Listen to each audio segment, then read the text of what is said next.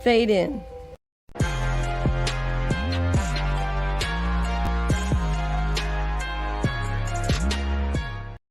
Fade in, ladies and gentlemen. What's going on, everyone? I know I kept you here waiting a little while. I just got done, just got ready. You guys know how it is. I'm always just a little bit late. I have a good excuse. I ate a shit ton of food and I fell asleep and took a nap that I didn't plan on taking. But we're here now. Better turn this off. Better turn this off so it doesn't buzz. Holy shit, there's a lot to talk about today, isn't there? Star Wars. Just when you think Star Wars is done and faded out, so to say, it comes back with a vengeance. And that's exactly what's happened the past couple of weeks, because Lucasfilm is exactly what we always thought they were, exactly what we always said they were. That is Lucasfilm. Lucasfilm is an absolute dog shit company. The people at the top, to the people in creatives, to all these people all around this company are absolute trash. Are there good people there? There are 100% a lot of good people there. But unfortunately, none of those people are really in any positions of any power whatsoever. There are people like Gina Carano, who just happens to think a little bit differently than the leftist echo chamber that is now Disney Star Wars, that is Hollywood, that is Lucasfilm, that is Disney. And I'm sure there's a lot of other people, from the people on the set to people doing audio stuff to people filming, people making the makeup and hair. Like, there's a lot of people that are probably just like Gina Carano, that are scared for their jobs, that are scared to tell people how they actually feel, because that is how totalitarian, that is how toxic, I don't like that word at all, that is how toxic the environment is at Lucasfilm with Disney Star Wars. Absolutely pathetic. Absolutely pathetic. Hello, everyone. Hello, everyone. All right, let me see who's in chat. I actually need to get this. Forgot to do this earlier. Give me a second. Pull up the chat. All right, there we go. 458 people here. Holy shit. Holy shit. Thank you very much. Thank you very much, guys. Jay, what is Jay doing here? Jay with the first super chat of the night as I open the Mountain Dew. Love you, dude. Shout out Drunk 3PO. Drunk 3PO, who, before Ben Shapiro had Gina Carano on, the exclusive was actually on the Drunk 3PO channel. So shout out to Jay. Jay will be on here in a little bit if he's available. 100% for sure he will be. I don't know.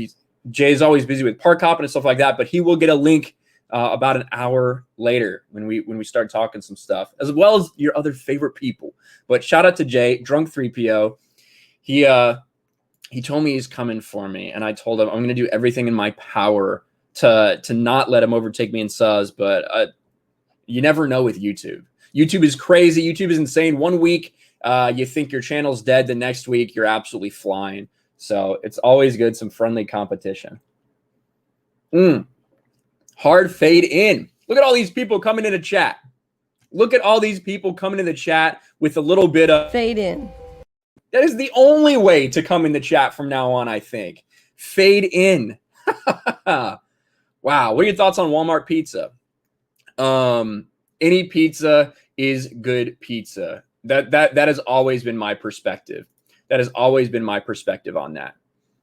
We do have a couple Streamlabs donations right here for $3 from Siberian Dream. Do you ever think we're going to get a new original Legends novel? I kind of feel like it's too high of a bar to hope for. All we've got since 2004 is Old Republic updates and Marvel 108. Also, how long before you think High Republic sales drop off? A month. Like they're already going to fall off this next set of books that comes out. That's going to be it for High Republic. I think there is hope in the future to get Legends. Maybe some storylines are already planned, but that all needs to, you need to make sure that no one that's part of the story group currently has any hands on that. That is completely separate. That is a Del Rey thing, not a Disney Lucasfilm thing. So that's a long way to come. And I also did want to give a shout out to Chick Knight Greenleaf. For $10, he says, on behalf of His Imperial Majesty, the Dragon Emperor of Varlan, I sent you this gift. $10. I did want to say thank you. He actually sent me a little piece of art from his book that he did, the Dragon Emperor. So I wanted to say shout out to him, and you guys should go check it out. I think it's available on Amazon, a couple other places. But thank you for thanks for sending me that, and thank you for the super chat, Chick Knight. That is awesome, man. That's what people need to do. People need to be making their own content at this point, making their own entertainment. That's exactly what Gina Carano has decided to do. She's not going to sit there and bend the knee to these people, which she could have done. She could have bent the knee, and she could have stayed at Star Wars, but it was more important for her to be true to herself, which really can't put a price tag on that. So shout out Gina Carano. We're going to be taking a look at this interview, guys. We're going to be looking at some of what I think the bigger parts of it are, and it'll be really, really cool. Leo Slayer said, Nick Rekieta says he likes you and that you were cool on Yellow Flash's stream last night. That's good. I missed that part. I did send a super chat to Flash, but I missed that. But yeah, I've been watching Nick Rekieta for a long time, so that's really cool. I appreciate that. I appreciate that. Really respect Nick and what he's got going on over there. Blue-Eyed Scorpio for $5. Jay's using Star Wars Theory for subs. A bit of an asterisk, if you ask me. He's juicing. One of the reasons for his big head. Well, listen, I mean, Jay talked to Gina Carano before he talked to Star Wars Theory. I mean, well, not before he had Star Wars Theory on his stream, I should say. Not before he talked to him, but before he had him on his stream. He talked to Gina Carano. So I don't know, Blue-Eyed Scorpio. Either way, Jay is kicking ass right now with his channel. So shout out to him. We've got a $3 super sticker from Goku, and we will get in this interview, guys, as soon as we kind of get through the beginnings here. Let people come in. Yellow Flash stream for 8 hours. My God, that's crazy. Goku X20 for $3. A little super sticker fist bump guy. Thank you very much, Goku. Appreciate that. And then the Greg for $5. Hashtag where is Uche? Uche will be on the Mario Kart stream tonight. He'll be on the Mario Kart stream tonight. Absolutely. So that's where Uche is and will be. If you guys want to check that out, twitch.com/geeks_and_gamers. We're going to do Mario Kart tonight. It'll be fucking awesome. Get on with the damn story. Mounted Patrolman, listen, we take it easy here. We're not too pumped, chumps. We got a while. Mounted Patrolman. And I do want to say, too, yeah, we are. If you may have noticed, we did pass 50,000 subs, well on our way to 54,000 now, I think. So thank you to each and every one of you guys. It really does mean a lot to me. I still see people in this chat that I saw back when I had 300 subs, 500 subs, 1,000 subs. I still have patrons from back when I had that number of subs that are still with me now. And I appreciate the fucking hell out of you guys. You're awesome. And I'm just going to try to keep grinding and keep bringing it. You guys are awesome. So thank you so much, each and every one of you. Everybody deserves a fade in. Yes, everybody deserves a fade in. Michael Deach for $5. Fade in. Gina's old fights. She bores in, taking shots toe-to-toe, hammers opponent's face. KK and company fired the wrong hero. She's not done with KK. Yeah, we're gonna listen to this because you know, I don't think anyone was expecting her to be like Kathleen Kennedy, you know, but what she did say, and she really intimated about the culture at Lucasfilm and how it feels like to anyone with a different point of view, and should really be taken as kind of a bombshell as far as, you know, we thought it was like this, but we've never really heard anybody talk like this before. So it was pretty eye-opening for a lot of people. Congrats on over 50K. You're still gay. Thank you. Thank you. Anthony Arribas for $4.99. Hey, Orion in the chat. What's up, brother? Wish I could stay and watch, but got some stuff to do. Take my money and use it to get faded. You know what? I do actually. It's been a while since I got a haircut, so I probably do need fade in. Probably do need to fade. Probably do need a little fade going on. And then Extreme Oompa becomes a channel member. Thank you, Extreme Oompa. That is awesome. Now, let's get to one of the reasons so many of you guys are here today. I'm sure a lot of people have watched this already, but I want to start hopping through this Gina Carano interview a little bit. And we are going to talk about it as well when the guests are on, but I wanted to get through the meat of it and let you guys hear what she has to say, you know, kind of from herself before we really get over to that side of things. But let's listen. I think it really starts getting into stuff right here. It was with Ben Shapiro. Now, I've talked about this before. Of course, I didn't share my audio because I'm fucking stupid. Share screen, share audio. But, you know, I wouldn't say I like Ben Shapiro for the most part. I agree with him on some stuff. I also vehemently disagree with him on a lot of things as well. But one thing that I do appreciate is that even though he kind of had an interesting take on what Gina posted, he was more than willing to speak to her and to work with her. Because guess what? It's okay if people don't agree 100% on everything. And Gina even talks about this later on when talking about some of her co-stars in The Mandalorian. But let's just get into it. The interesting thing I think about this whole political thing in me is I'm not like you. I've never been really interested in politics. And then as soon as I started seeing what was happening, I guess in 2020, I started looking up like, well, maybe the adults don't have it under control. And maybe I'm an adult now, and maybe I have a responsibility to pay attention. And I guess when we first started having problems was it had to have been on the pronoun usage. I think was the first problem.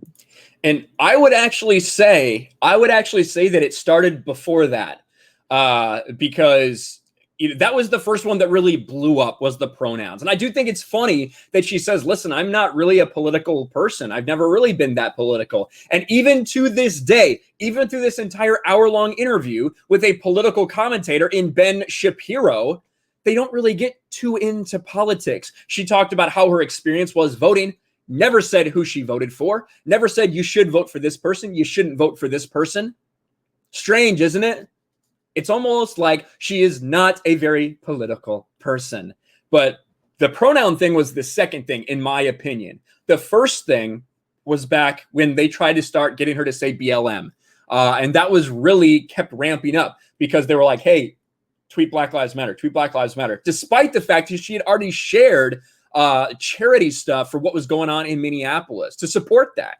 But then they started, hey, you need to tweet Black Lives Matter. Why even tweeted Black Lives Matter Day? Why don't you tweet Black Lives Matter? Why don't you tweet all cops are bastards? It was just on and on and on, and she didn't. That, to me, was where it started because she didn't play the games with those little fucks.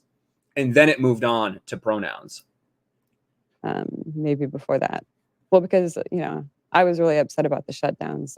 I know what it's like to be working and then not to work. And then, I know the depression that comes with not working because my job has been on and off its entire life. You got a job and then you sit out a year, and you got a job and you sit out, and not having a job and not having purposes, it's devastating. You go through depression. It's not consistent. Mm-hmm. And I think I do good with consistency. Can you take us through sort of the controversy over the transgender pronoun? Because that was the first time you started really trending on Twitter for politics. I ended up putting beep bop boop in my Twitter bio, and 100%, it was 100% to go to the Twitter mob that was telling you what to do, and it had zero to do with trying to go after the transgender community, because I would never do that. I'm just me personally. I'm not trying to target anybody or go out after anybody. And I do think when you hear her in this interview, I was wondering how it was going to come off because, she is speaking to someone, Ben Shapiro, who speaks for a living. That is what Ben Shapiro has done for, friggin' over 12 hours a day for like the better portion of the last decade, as he has just spoken for a living. And she comes off a little bit uncomfortable, especially at first, because she doesn't have lines. She's not acting. It's just her. And I don't think she's really used to speaking like this. She comes off incredibly genuine throughout this entire thing. And when you hear her explain some of the ways where she was like, I said that this isn't targeting anyone. Why are you coming at me like this? It really kind of is eye-opening as to where she's coming from and really the heart that she has. So as soon as I saw people started taking that wrong, I put right after that, I was like, no, beep bop boop was like me just saying, I literally said to my friend, I was like, let's put something in my bio just to show I can put whatever I want in my bio. Just like they put whatever they want in their bio, like Trash Panda and all this stuff. And you know, so It's true. These fucking weirdos. These fucking weirdos. These nutcases. Some of you, I'm sure, are in this chat right now. You fucking weirdos that it'll be like hashtag Aladdin or like some fictional character. It'll be like bi-pan sociopath, she/them, they. It's just the weirdest shit. It's nonsensical. And that's kind of what she's trying to say. I just put these noises in my bio, and then there was this crazy meltdown. It was just a big, massive meltdown, and you know, all of the fear and all of the stuff goes straight through your skin, and you start like, "Whoa, what is happening?" Like, I told you I didn't mean this towards this community, and like, you know, you're misunderstanding it. And it was just a shock wave went through my body. So I was like, "Oh, this is what this feels like. This is uncomfortable." So Disney came to you and presumably Lucasfilm and asked you to put out some sort of apology, or how did they deal with that? I had a publicist at the time. And this is when we get into this part of the story, when she describes what they wanted her to do. They wanted her to basically go to this session where 40 people in the transgender community just basically got to berate her. Essentially what it sounds like is when you got put in the stocks and people just came up and made fun of you and threw shit at you for a day. That's what it sounds like current day.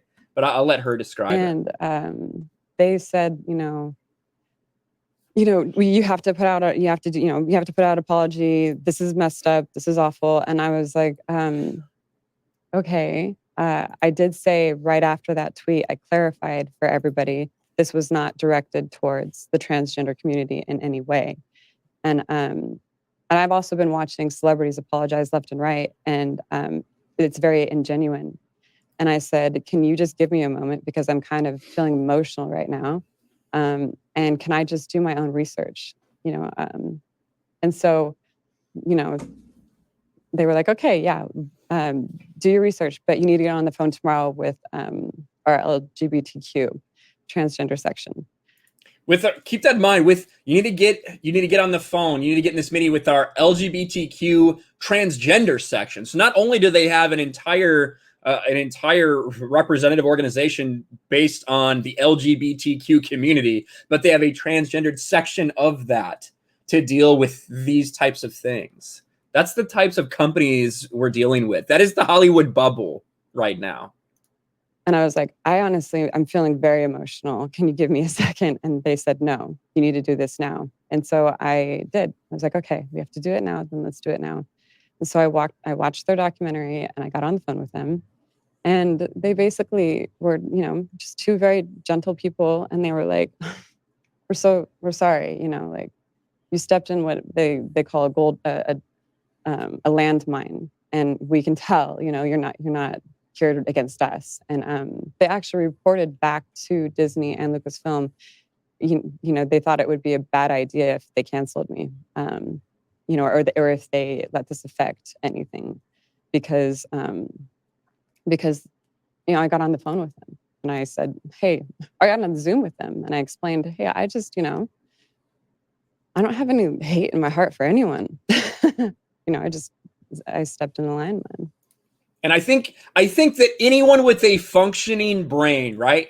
Anyone with a functioning brain who is going to come in and look at this and hear Gina Carano speak, the idea that she has any hate in her heart for really anybody, I think is laughable, to be quite honest with you. And the people that are out there right now trying to drag her, trying to say that she's lying and trying to do everything they can to spin and protect Disney and Lucasfilm for the environment that they have created are either retarded or they are disingenuous as fuck.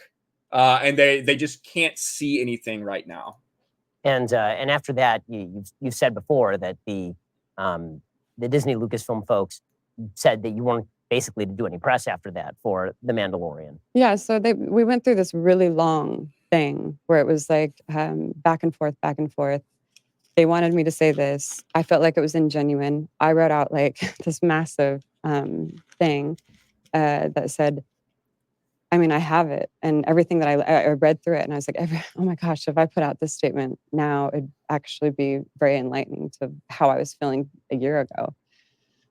But they didn't want that. They didn't want that. I think, you know, they thought, you know, I was already taking too much attention off of The Mandalorian, which it was not my intention, you know, because I know how hard everybody works on it. Because I mean, we got down to this like statement within like 2 words, like almost like 2 words, this ridiculous thing. And they were like, and they just said it was not apologetic enough. And I was like, I mean, it was shocking. Like, I want to communicate. They wanted me to get, imagine a corporate entity, right? Disney corporate PR sitting here and going line by line, feeding this thing in the algorithm, being like, well, it just doesn't come off genuine enough. You're not apologetic enough. Well, you have like someone who is, again, genuinely trying to tell and explain exactly what's happening. But no, the same people who, did they put out an apology? Did they put out an official apology publicly when, oh, I don't know, someone came after Star Wars Theory? I don't think so. Have they put out a public apology to anyone that people like Pablo Hidalgo, that people like Christina Ariel, the people like Justina Ireland, Daniel Jose Elder, all these fucks that work at Lucasfilm, have they ever put out a public apology like that? I don't think so, but they wanted to do one in this case. Ridiculous. all of these Lucasfilm employees are railing me on their websites. I mean, one of them, creative director, had a GoFundMe, and in the GoFundMe bio, it was like, "This is because our ignorant actress," and you know, and like it was like you. So they wanted me to get on the phone with like 4. All right, so I want, before we get on the phone with 40 people right there, I want to address that. All the Lucasfilm employees, who was talking about that? Who was making videos about that? A lot of people right here, me and a lot of other people in this community were, right? Because we saw that was happening. We saw Lucasfilm employees coming out and attacking someone else who works at the company over not even like political beliefs, over a nothing burger, hopping on the cancel culture train with the mainstream media and these fucking weirdos on Twitter. Lucasfilm employees were allowed to do this and nothing happened to them. Absolute insanity that again was allowed to occur while they were trying to punish her for her thoughts. It's nuts. And what they talked about, that charity for transgender activism or whatever it was, is absolutely pathetic, because you have all these Lucasfilm employees, you have all these major YouTubers sharing this link out there, basically like a go fuck yourself to Gina Carano. It was an anti-Gina Carano charity, effectively, because they tried to label her transphobic. Hey, she's transphobic, so you should donate to this trans charity. Well, 6 months later, with all these big YouTubers, all these Lucasfilm employees tweeting and supporting it constantly, it's at $20,000.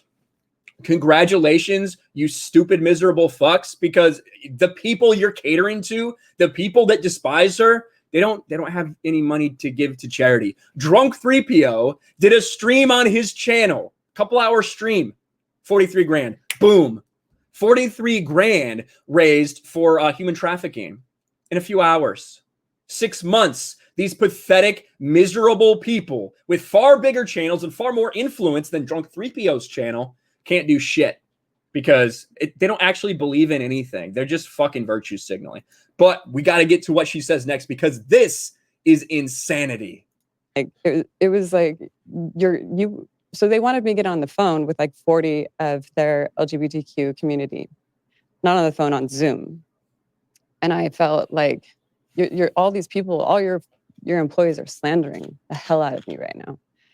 You think I want to get on a video where they can then film it, you know? And I felt very kind of insecure about that. So what I offered them was, you know, that restaurants at the time had, you know, started opening back up. And I was like, let me take, you know, 4 or 5 of them out to dinner, and it'd be a person to person. You can look me in my eyes, I can look you in your eyes, and let's have a genuine conversation. And I think it's also a bit abusive that you want me to talk to 40 people and hear 40 people, like, I just, that have been slandering, like, and maybe not all of them have been slandering me, but a lot of them probably had. And it was just like, wait, I don't feel like I've really like deserved this, you know? I mean, don't you guys see what's happening online? It's like all these bots. It's not even like faces. It's not real people. It's just, and it feels like I don't know who these people are, children or just bots or whoever the hell these people are. The Twitter rage mob. Yeah. And she's 100% right. That is what I've been saying about these weirdos for forever. It is these anonymous losers who are, 18, 19 years old. They don't have anything to do with their lives. They don't have any actual friends. So they come together with these fucking freaks online that don't know what their pronouns are supposed to be. They think that if they do put pronouns in their bio, they're somehow supportive of some community that really doesn't give a fuck about that. They have cartoon anime profile pictures, and like their entire existence is based off of that profile picture. It's very strange, very weird people. And they're awful. And I actually asked the LGBTQ community leaders for the trans section, I was like, why don't you guys address that? It might be healthier if you address what's happening, the aggressive push. And they didn't really have an answer to that. So in a second, I want to ask you about how that ended up playing out over the subsequent few months, because we're moving through the sort of timeline. All right. We've got a commercial for VPN there.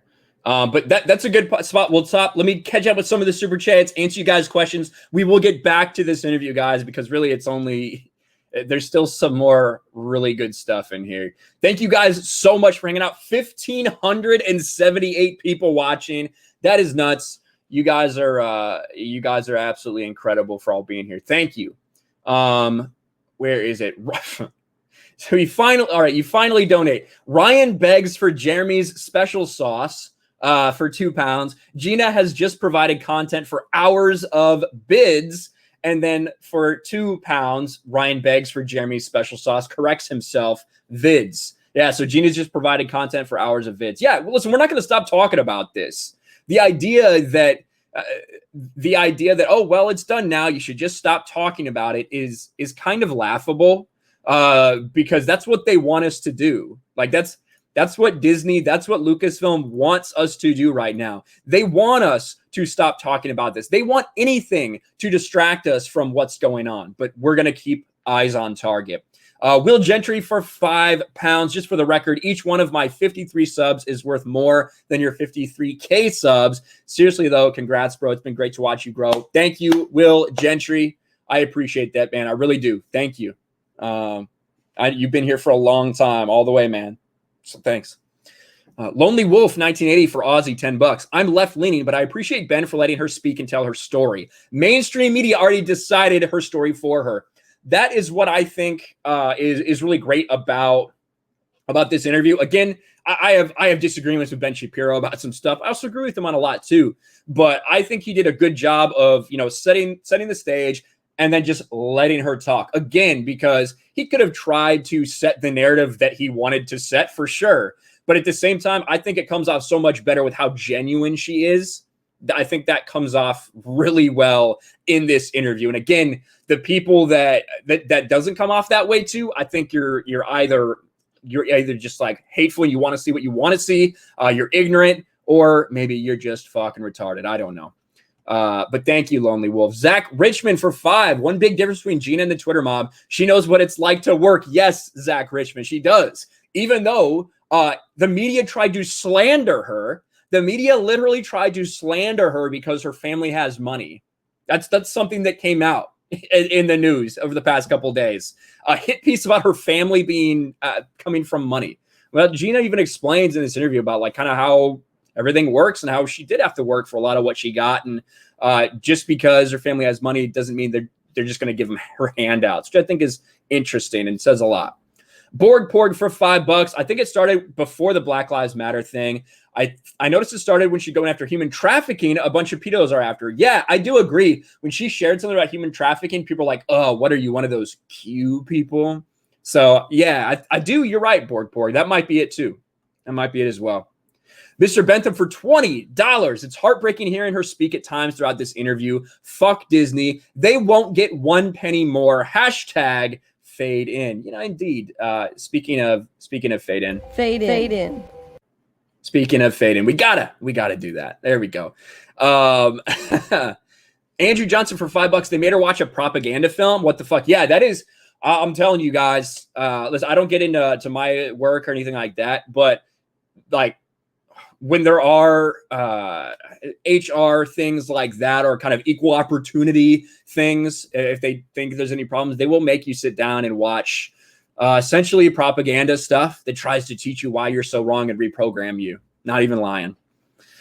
Rick Moranis for $10, from one rageaholic to another. And as always, hate, hate, hate, hate. Thank you, Rick Moranis. I appreciate that, man. Thanks for being here. The Opposition HQ for £2. She wasn't Brie Larson enough for Disney. No, she wasn't Brie Larson enough. I agree. Maybe Gina should start a YouTube channel. Maybe that's actually why she talked to Jay. Wanted help launching her YouTube channel. We'll see if she can compete with Bree's. I don't know. But yeah, thank you, Opposition HQ. Miss Martin Muses for $5. Thank you, Teresa, who gave me this wonderful dead baby Yoda right here. Thank you, Teresa. This is workplace bullying. It's illegal. Yeah, and she's going to speak out more about it as well. She's going to speak out more for sure. Thank you, Miss Martin Muses. Jonathan for $5. I am a heteronormative cisgender gynosexual. Most guys are. Yeah, I agree. I agree, Jonathan. But at the end of the day, like when she starts speaking about Pedro, like, to be honest, I got a ton of respect for the way she talked about Pedro. And I've given Pedro a lot of shit, and I will continue to do so for the things that he says and try to hold him accountable for the things that he says. But at the same time, mad respect for Gina for what she's going to talk about him. And we'll get to that. Don't worry. Geek Blend for $3. Fist bump super sticker. Thank you, man. Gene Flickner for $5. Sounds like they want to gang up on her and say, you were wrong, Gina, when she wasn't. Yeah, she didn't say anything wrong through this entire thing, and that is a great point. Star Wars Collectibles for $5. Remember when Star Wars used to be a beautiful story made by George Lucas? Now it's just a political platform for the left. Hashtag love for Gina. Yes, and when we get into this, listen, nobody wants, right? Nobody wants for Lucasfilm to be some right-wing echo chamber. No, there might be, again, like 0.1% of people that want that to be the case, but most people don't. They just want it to be a place that's not about identity politics, that's not about preaching politics, where they don't have hypocritical stances based on your political views. If you are a conservative, you cannot speak your mind. That's what's going on at Lucasfilm, and this interview only confirms it. Gaming or What for $5. Thank you, buddy. Heroic Avenger for $5. I remember first seeing you clean shaven, meeting up with Jeremy and Gary, all kind and shit. Now here you are, lol. Congrats on the success, bro. Thank you, Heroic Avenger. Yeah, man, it's been a long way since San Diego Comic-Con 2019. That's for damn sure. I appreciate you being here. Captain Charisma. Only apology Disney would have accepted was Gina attaching male genitals to her head and identifying as gender fluid. Maybe that is why she didn't want to submit to that. Maybe that is why, Captain Charisma. Thanks for being here. The Clown World Review for $2. Hi, I'm new to the internet. Clown World Review, you're new to the internet, but you'll fit in just fine. Thank you for the $2. Two more, then we'll get back to the interview. RS for $5. The cancer stems from the top. Lucasfilm from that evil witch KK. It's embedded in the walls and culture. It's ruined Star Wars and pushed away fans. Yeah, it definitely has. There's no doubt about that. Gabby Vogelstein for $5. It's funny how all women push to be strong, but the minute they voice their opinions, they are shut down. You're not wrong, Gabby. You are not wrong. And clearly is that displayed in the absolute hypocrisy, right? The absolute hypocrisy of them firing Gina Carano. What is this retard? What are you saying? The so-called fandom menace virtue signaling they are not right-wing to save their little channels. What are you talking about, retard? What are you talking about? First of all, when have I ever said anything about who I vote for? I have said that I'm conservative, which I guess would mean right-wing. But I don't talk about who you should vote for. I don't talk about who I voted for. I don't talk about that shit on this channel for a variety of different reasons. But who's the so-called fandom menace virtue signaling they are not right-wing to save their little channels?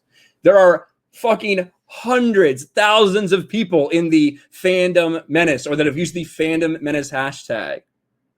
I don't see anybody claiming they're not right wing that we're right wing. I don't know exactly what you're talking about, other than you're just an absolute fucking spurg retard. But I mean, that's pretty consistent for the haters that show up in this chat.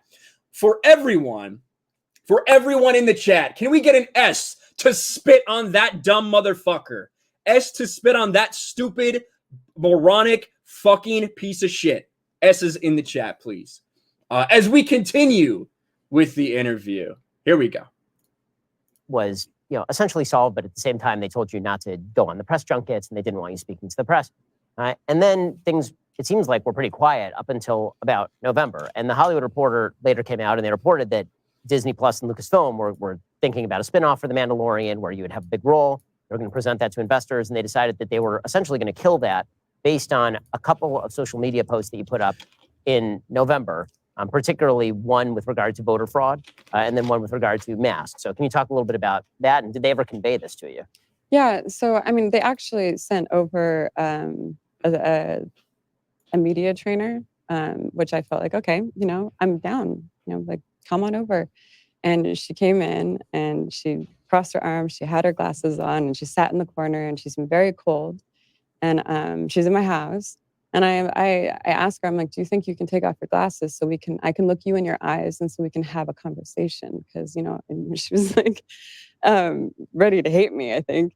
And then, you know, we went and we then sat down on the couch and we had a lovely conversation. And she said, look, you offered a logical answer to an emotional response. And that's not what they respond to. They're only going to,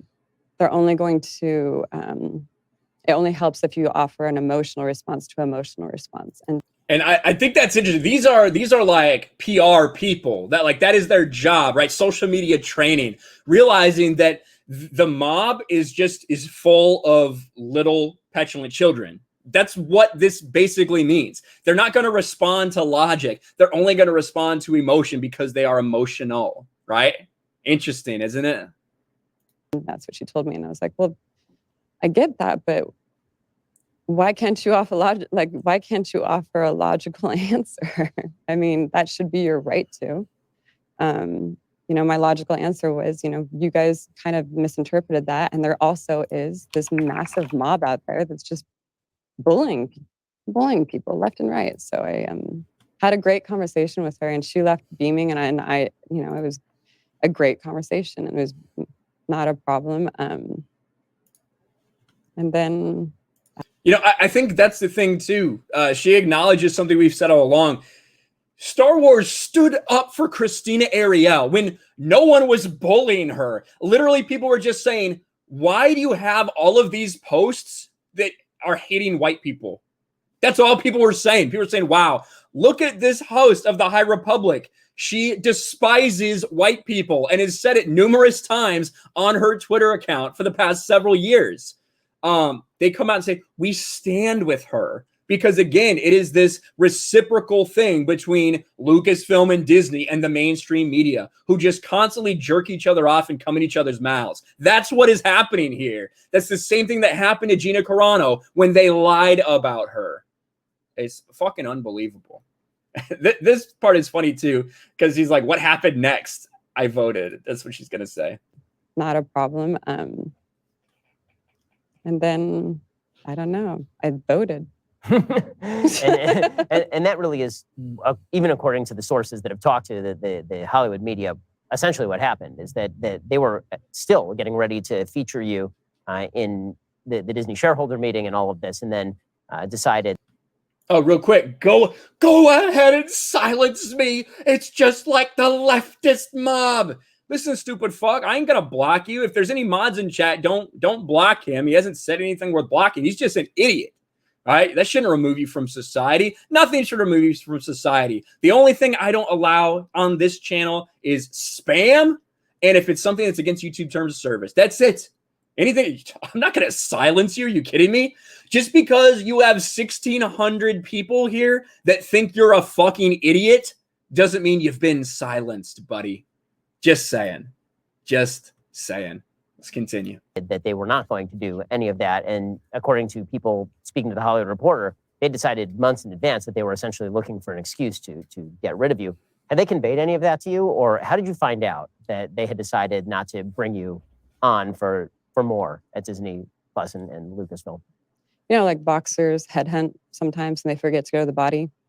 I feel like Disney or Lucasfilm or whoever it is, maybe just certain people in that company, I feel like I've been being headhunted for the last, I don't know how many months. And you can feel it, you know, like just a couple weeks ago, Lucasfilm asked an artist that they employ to erase my character and put a different character in place. And, you know, he proudly announces this on Twitter and erases my character and puts, you know, another character in place. And all of the fans of Cara Dune were just outraged. You know, they're like, why didn't you just add the character? Why did you have to take off the character? Is there something wrong? Is Gina getting fired?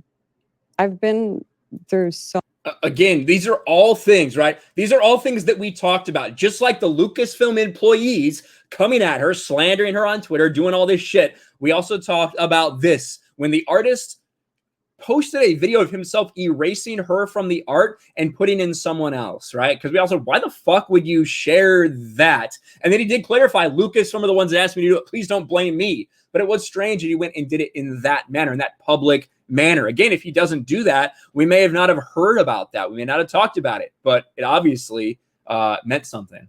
So much, and I've seen so much now, clearly, of like the bullying that's been taking place. And I saw it before. It's not like, I mean, I'm not the only one that's ever been bullied by this company. Ooh. And I know that so deeply. I'm not the only one who's ever been bullied by this company. Very true. Very true. That I could share a story and it would turn things around in the media, but I can't do that because it would be selling out. A friend that I don't really have the same views as, but I'm not gonna, you know, sell out somebody to take the attention off me. So if that person said something about how hard I went to bat for that person, it would change things. But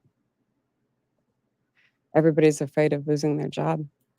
That fucking tells you, dude. That tells you. Maybe. I don't know. I'm going to talk about Pedro later. I'm going to talk about Pedro Pascal later. Don't worry. But that tells you how people are, how Lucasfilm is, how it is at Disney Star Wars right now. People are afraid to lose their jobs. People are afraid to speak out. Even if they agree with something, they're afraid to support someone. That is the atmosphere. That is the fucking disgusting environment that Kathleen Kennedy and Disney Star Wars is right now. That is Lucasfilm. Imagine if this were somebody that got fired over their leftist points of view, right? Imagine.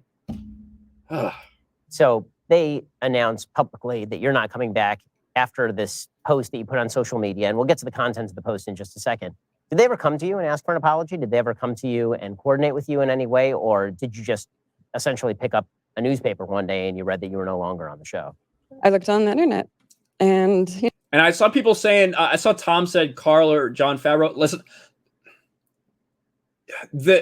it's someone that she doesn't agree with, but that she went to bat for over something. So I don't know what she would have to go to bat for Carl Weathers or Jon Favreau. But Pedro, maybe. I don't know. We'll talk more about Pedro later, though. You know, you check your Twitter, and I'm trending, and the Fire Gina Carano hashtag worked. Oh, I'm still going to trash Pedro. I'm still going to fucking trash Pedro. Don't worry, explanation. It was just, you're done, and you find out essentially the same way everybody else did. Well, yeah. I mean, I saw somebody from the company accidentally sent me a conversation of that they were tracking the Fire Gina Carano hashtag on content that had nothing to do with me. It was actually like had zero to do with me. And then all of a sudden, I always get thrown in the mix. Like, okay, so this is trending, but let's put her in there, Fire Gina Carano. And Yeah, again, it's all these fucking weird accounts. So she found out, again, confirming, she found out the same exact way that we did. The same way that we did. Holy fucking shit, right? The same way that we did, she found out. All of a sudden it breaks that Gina Carano is fired because they released a statement. They never reached out to her, never said anything. That is who these people are. They accidentally sent me an email, which was very enlightening. So I knew they were paying attention. I know that there's some people that went to bat for me, but I know that they didn't really win out in the end. So let's talk about some of the controversial. Now, a lot of questions, right? A lot of questions about what exactly, who exactly that was. Is it just Jon Favreau? Is it Carl Weathers? Is it, who it is? Some people went to bat for me, but they didn't win out in the end. It's all going to be speculation. I'm sure there's going to be a million Pirates and Princesses articles about it and videos from a guy in a mask about it that try to tell you what their sources say, even though, they haven't necessarily been super accurate. But we'll see, I guess. Maybe we'll see eventually. But a lot of people speculate Jon Favreau, right? But ultimately, like I've been saying, right, Kathleen Kennedy, they work for Kathleen Kennedy. So it's hard for me to imagine the same. It's hard for me to imagine that the same people who just got their actress fired, even though maybe they supposedly didn't want her out, that they're subversively going to retcon the sequel trilogy and Kathleen Kennedy can't do anything about it, type of thing. You know what I mean? That's just my opinion. But we'll move on to what exactly she said in her explanations. Social media post, because I think it's good for you to be able to explain exactly what you meant by this stuff, since people have deliberately misinterpreted nearly everything. Yeah. So there are a few of them. There was the one right after the election in which you essentially said something that I think virtually all conservatives believe, which is if you want to stop voter fraud, you need a voter ID. We need to tighten up the voter procedures. For some reason, people found this very controversial. Right. So that one seems fairly self-explanatory to me. Yeah. Well, this is not something I say with pride, but it was my first time voting.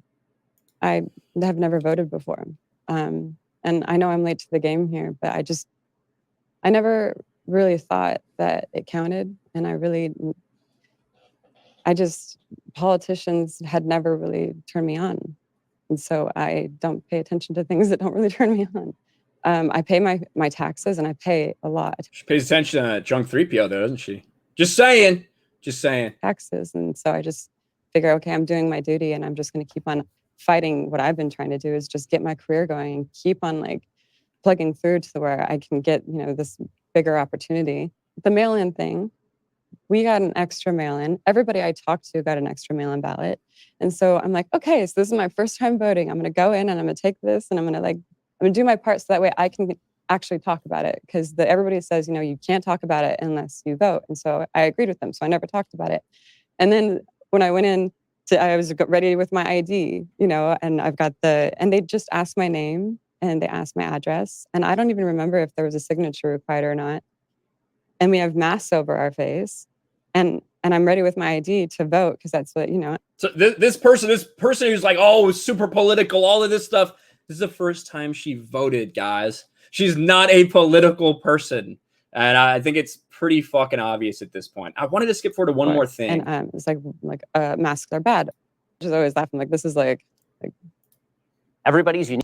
For 100 nights, Helix bad things. The way you treat your neighbor can slide over into actual oppression of your neighbor. So there's a picture of a woman, a Jewish woman in the Holocaust running away from Germans. And the caption essentially made the argument that Nazis didn't start by killing people and common Germans didn't start by going along with the Holocaust. This all started by people dehumanizing people who live next door to them. Mm-hmm. And the reaction to this was that somehow you were attempting to downplay the Holocaust, or that you... Just keep in mind, as you can tell, if you didn't know, Ben Shapiro is Jewish. Ben Shapiro is Jewish. The person that they've labeled as an anti-Semite is Jewish, or she's talking to this Jewish man about her post. Let's see if he thinks it's anti-Semitic.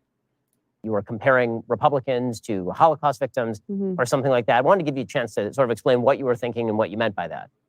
I am so inspired by the gentle spirit of the Jewish people going through that time. And, you watch I think I watched this older Holocaust survivor her court case, and they found this old Nazi man, and he was old, and they like rolled him in on a stretcher, and like they really played this up, and she forgave him. She forgave him in court after putting her through what he did, and she faced him. And I'm always so inspired by these stories, and I always wondered, like, how did that happen? You know what I mean? So when I posted that, it wasn't something that I felt like was controversial. It was something that I thought, well, maybe all of us need to ask ourselves how that happened, because it's important. The post never said anything about Republicans or conservatives. It doesn't say anything about that in there. It was more about, like, Exactly. people tearing each other apart. And I thought it would be more of a thing where you bring people together. I was like, oh, this is like, bring people together. But now, after hearing so much, and I'm actually grown through the experience of just knowing that, that's it's not fair to the Jewish community to just throw this out here so much. Like when you say the word Nazi and when you call someone a Nazi, and this is the part coming up that we talk about Pedro that I think is really fucking important and shows exactly who she is as a person. You need to have a little bit more respect on it. And so, like, I understand that, but it was no way my intention. I've got every single big publication saying she's comparing conservatives and Republicans to this. And that's not really what I was doing. I was saying we as a people, because I still am very fresh to this political, spectrum. I mean, I have love for everyone. I'm not a hateful person. In fact, I go out of my way, and I have gone out of my way my entire life not to be a hateful person. I mean, yeah, I've fought in the ring, and I do have hot blood. But it's usually hot blood when it deals with people being bullied. And when I saw people being bullied that were silenced and scared to speak, I don't want to speak. I want to create art, but I have a big problem with bullies, and I have a big problem with, I don't have a problem with power. I have a huge problem with abuse of power. Well, I mean, it was fair, and look, it was obvious to everybody, and I said this to you when we first spoke, that it was obvious that this had nothing to do with anti-Semitism. The post obviously was not anti-Semitic. You'd have to completely twist the post backwards in order to get to the idea that it was anti-Semitic, since it was specifically decrying the treatment of Jews. It was saying what happened to Jews was evil, and this should never happen again, and that's why you should be careful about how you treat your neighbor. Yeah. The Jewish community is, I think, properly very sensitive about Holocaust comparisons, and so I myself on my show said that we have to be careful about when we invoke the Holocaust. But here's the thing: Disney Plus and Lucasfilm don't care how you invoke the Holocaust if you happen to be of a different political persuasion. No. And I pointed out on Twitter right away, as soon as this broke, that Pedro Pascal, who was your co-star in The Mandalorian, the lead in that show, that Pedro Pascal had put out a Holocaust meme in 2018 in which he not only got the facts wrong, he actually posted a picture from not the American border in 2018 and called it America 2018. He then compared the treatment of migrant children in 2018 to victims of the Holocaust in 1941, which is absolutely absurd on every level. And of course, Disney Plus and Lucasfilm had no problem with that whatsoever. They never said anything about it. They never responded to the comparison. They never said that it was anti-Jewish or anti-Semitic to make that comparison in any way. There was pretty obviously a double standard at play here. Oh, and there has been. I mean, they've been all over me, and they've been watching me like a hawk. And I'm watching, other people on the same production, and they can say everything they want. And that's where I had a problem. I had a problem because I wasn't going along with the narrative. And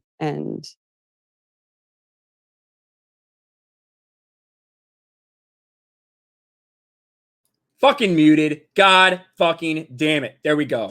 Not muted anymore. But that's what we've been saying this entire fucking time, that Gina Carano is being held to a different standard, right? That all these other people are able to do all this shit. Nothing happens to them. But Gina, there's a problem at Disney Lucasfilm. What she is about to say here, right? What she is about to say here is It tells you the type of person she is. Now, I had a lot of things to say about Pedro Pascal. I will continue to say those things. The motherfucker called half the country Nazis because they voted for Trump. Literally, that is what he did. Again, he compares things going on that he has no idea about. A picture that he thinks is from America in 2018, actually from Palestine in 2010, says it's America, that it's like 1944 Germany. A lot of problems with Pedro. But listen to what she says about this. She could have said, yeah, Pedro was able to say whatever he wanted, but they wouldn't let me. What's her response? And you know what? I adore Pedro. I adore him. I know he's said and done some hurtful things. I don't think that posting anybody's number on social media is okay. But I know that, you know, he thinks a lot of the stuff that I post, you know, like, but there's so much love there still, you know? And we had agreement after we realized we were a little bit politically different. We had an agreement that first and foremost, you're a human being and you're my friend first.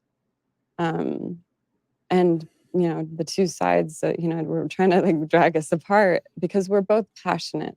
And, you know, and that's what's been really crazy is like you see these people over here being so passionate. You see people over here being so passionate. And I love that we're just both passionate, you know. And we think a little bit differently, I think, through our different experiences. So I know that, you know, I know that we both have misstepped on our tweets, you know. We're not perfect, we're human beings. But he's not a bad human being. He's a sweet person. Well, I don't think anybody thinks that any. There you go. Listen to that. That I think that really does show. And as much shit as I give him Pedro, I have said this about him as well. He publicly has always had nothing but nice things to say about her. So despite everything else that I will continue to criticize him for, I do have to give him that. And I've said that for quite a while specifically about him. But let's get some other people in here. I'm going to read some super chats. I'm going to catch up on these super chats because there are 2,000 fucking people watching right now. Absolutely a record on this channel. You guys are incredible and amazing. Thank you so much for being here. If you're just getting here, please do smash the like button. Subscribe to the channel if you haven't before. And let's get into it here. Let's keep getting into it. Let me read the super chats and we're going to get some fresh faces on here. Oh man, here we go. Where is it? God, you guys are absolutely killing it. Geeky Pixie for 5. Gina is so genuine. She could have thrown anyone under the bus, but chose the high ground. She is the embodiment of Obi-Wan and is so inspiring to others. Absolutely, Geeky Pixie. Thank you. $10 from Optimus Popeye. In order to fix Star Wars, could it be retconned that when the Emperor was thrown into the Death Star reactor by Vader, it caused the Force to create an alternate timeline, i.e. the sequel trilogy? Optimus, I think all you have to do, if you really want to do that, you could just say, listen, anything that happened under Disney, boom, it didn't happen. Start fresh. Restore Legends, I think would be the best way to go, but that's in my opinion, really what the only thing to do. Michael Deesh for 5. KK's Oscar vid failed to mention Hattie McDaniel, the first black woman to get an Oscar. Oh yeah, Oscars made Hattie sit alone from whites. Hypocrites. Holy shit, I didn't even know that. Thank you, Michael Deesh, for that information.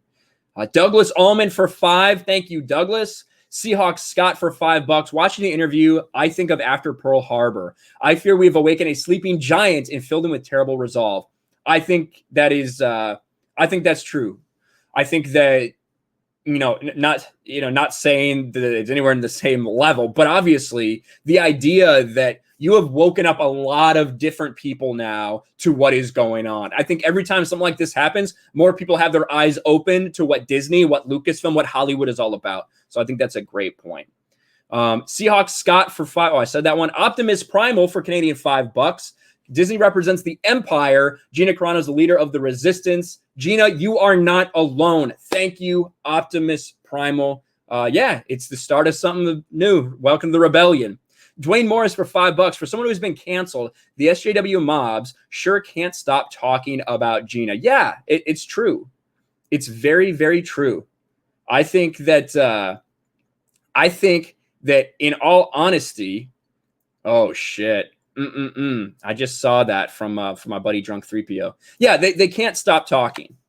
They can't stop talking about her. And the fact that she was fired from Star Wars isn't enough. They never wanted her to work ever again. They want her dead and in the streets. That's what they want. Mexican Iron Man for $20. Long live free speech. Hail the great RK. Hail truth, justice, and the RK way. Mexican Iron Man is the man. Thank you so much, buddy, for all your support for so long. I appreciate it. Ray Brady for €5. Robert Barnes, lawyer, gave Nerdrotic, Doomcock, and G&G a shout out in episode 48 of Viva Frey YouTube channel discussing Gina's cancellation. Check it out. I actually watched that. Robert Barnes actually retweeted something of mine the other day. So yeah, he evidently is watching. That's true. Thank you, Ray Brady. I appreciate you letting us know. $5 for Spike and Madness. You know who else erased people from pictures? Stalin. Hashtag Disney is abhorrent. They are indeed. They are indeed. It's a lot of commonality between this shit, isn't there? Darth Call for $5. Hey mate, I have done countless interviews as Darth Maul with Star Wars cosplayers. If you ever want to see fans' raw opinions, keep up the great work. Well, I will check that out. Darth Call, saw you hanging out in the Twitch stream the other night. I'll definitely check that out, man. Thank you. Geeky Pixie for $5. It might just be a Lucasfilm employee crew not seen on the show. Could be someone from Marvel. We do not know because she will not cut anyone down. And then for another $5, only those that say Gina is anti-Semitic are, in my opinion, those who do not know history fully, and it truly shows in their replies. Yeah, I think that that's I think that that's a pretty accurate statement. I think that's a pretty accurate statement. Thank you, Geeky Pixie. Mo Fishin for $10. I read comments like, I saw the interview. She put on a really good act. The mob has been adamant that she can't act anyway. Bye. Seriously, shaking my head. Yeah, it's true. The same people that are saying, wow, not much of a loss. Not much of a loss, is it? Those are the same people who are now saying she put on a good job acting in the interview. Of course. Figures, doesn't it? Fat Steven Seagal for $2. The power of words should not be abused to hurt. We have one more great quote coming from this interview that I do want you guys to hear. I think it's fantastic. Thank you, Fat Steven. I appreciate it, man. Mr. Doug for $5. SNL just made fun of Gina. It's funny how it aired on the day this interview came out and stole some headlines. Disney's coordinating things with the media. Well, I will say Saturday Night Live makes fun of everybody. They always have. This was just not funny. It was completely cringe and unfunny in every way, shape, and form. But that's Saturday Night Live. That's current Hollywood entertainment. Of course, that's done in New York, but you guys know what I mean. It's so pathetic. So pathetic. Let's see. Misanthropic one for $20. Hola, Ryan. Thank you for the coverage on my crush, Gina. We all stand with her. Love you, bro. Thank you, Misanthropic one. That means a lot, man. Thank you very much. I appreciate it. Andrew Johnson becomes a channel member. Thank you, Andrew Johnson. That is awesome, dude. Welcome to the Raging Ryans. Toddzilla for $5. I kind of want to blame the prequel haters for this. Lucas sold Star Wars because he was tired of being hated. Fast forward to now. I think there's some of that. I think there's definitely some of that. But yeah, at the same time, like, if you feel a way about a movie, you should express it. I think everyone has the right to express however they feel about whatever movie. But I do think that the way the media came after him had a lot to do with it as well. It wasn't just fans. I think the media had a lot to do with it too. Thunderstorm for $5. The Politburo and Stalin murdered 70 million white people. What do they need to do to get the media and Hollywood's attention? I agree, Thunderstorm. There's been a lot of atrocities committed throughout every corner of the fucking globe, dude. Every corner of the globe. Blue-Eyed Scorpio for $5. Ryan, why haven't you invited me over to watch the Snyder cut with you? I thought we reached that level of intimacy by now. I don't know. I mean, I thought you got my DMs, Blue-Eyed Scorpio. You're not on Twitter anymore? Let me know. RS for $5. Congrats on 50K subs. Hail Kinel, hail chat. Thank you. I never thought that I would get here in this time. It's a humbling experience. But at the same time, I'm going to try not to celebrate too much and just keep grinding and move on to the next thing, man. Because I think we can keep growing this channel and keep growing the brand. So, yeah, it's going to be awesome. Cow and Friends for $5. Saw the interview today. She seems like the real deal and she hates bullies. Me and her have a lot in common. Thank you for that, Cow and Friends. Yeah, she's just a normal person. I think that's the thing that a lot of people like to ignore or whatever. She's just a normal fucking person at the end of the day. And it's really fucking weird what they're continuing to try to do with her. But we just got to keep fighting. That's the bottom line. We have to keep speaking out about this stuff. Now, I did want to show you guys. I did want to show you something. Let's see if I can find it. Boom. I want to show you guys this. This is a quote that came out of here that I think is just so apt. Posted on Geeks and Gamers. Here's the quote. It's about a minute long. Oh, it's well done. Tom for $5 says, I don't know why I'm sending this. Guess just to get you to say wieners taste yummy. Well, there's your clip. There's your clip, Tom. Thank you for the super chat and for the clip. All right. I don't know if I shared my audio. Hold on. Let me share my audio. I fucking hate Streamlab or StreamYards. I read this somewhere. It's like, don't try to ruin my life with lies when your life can be ruined with the truth. And you got billion-dollar companies raining down on me from every different place. And do I really even need to say anything? Like, you're showing it. You're showing what you do to people. You're showing you don't give them a voice. You're showing you're not going to listen. You're not going to see a person past, what you've read in a very skewed article. You're showing what bullies you are against one voice here. One. I'm that petrifying to these billion-dollar companies? Mm. Well, good. I hope I am. And I hope everybody else becomes that. I mean, this is what they're afraid of. They're afraid of one voice. Imagine. Well, Ain't that the fucking truth right there? Ain't that the truth? It's crazy, isn't it? Gina Carano standing up to the fucking mob. I just want to hear that again. Because that quote, I hope that quote stays around for a long time. I read this somewhere. It's like, don't try to ruin my life with lies when your life can be ruined with the truth. And you got billion-dollar companies raining down on me. Don't try to ruin my life with lies if your life can be ruined by the truth. And that is really something right there. That is really something. We do have some guests. Some guests are going to start rolling in, guys.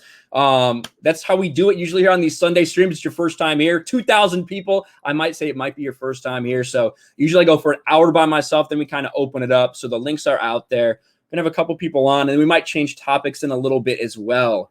So there we go. What is this? Okay.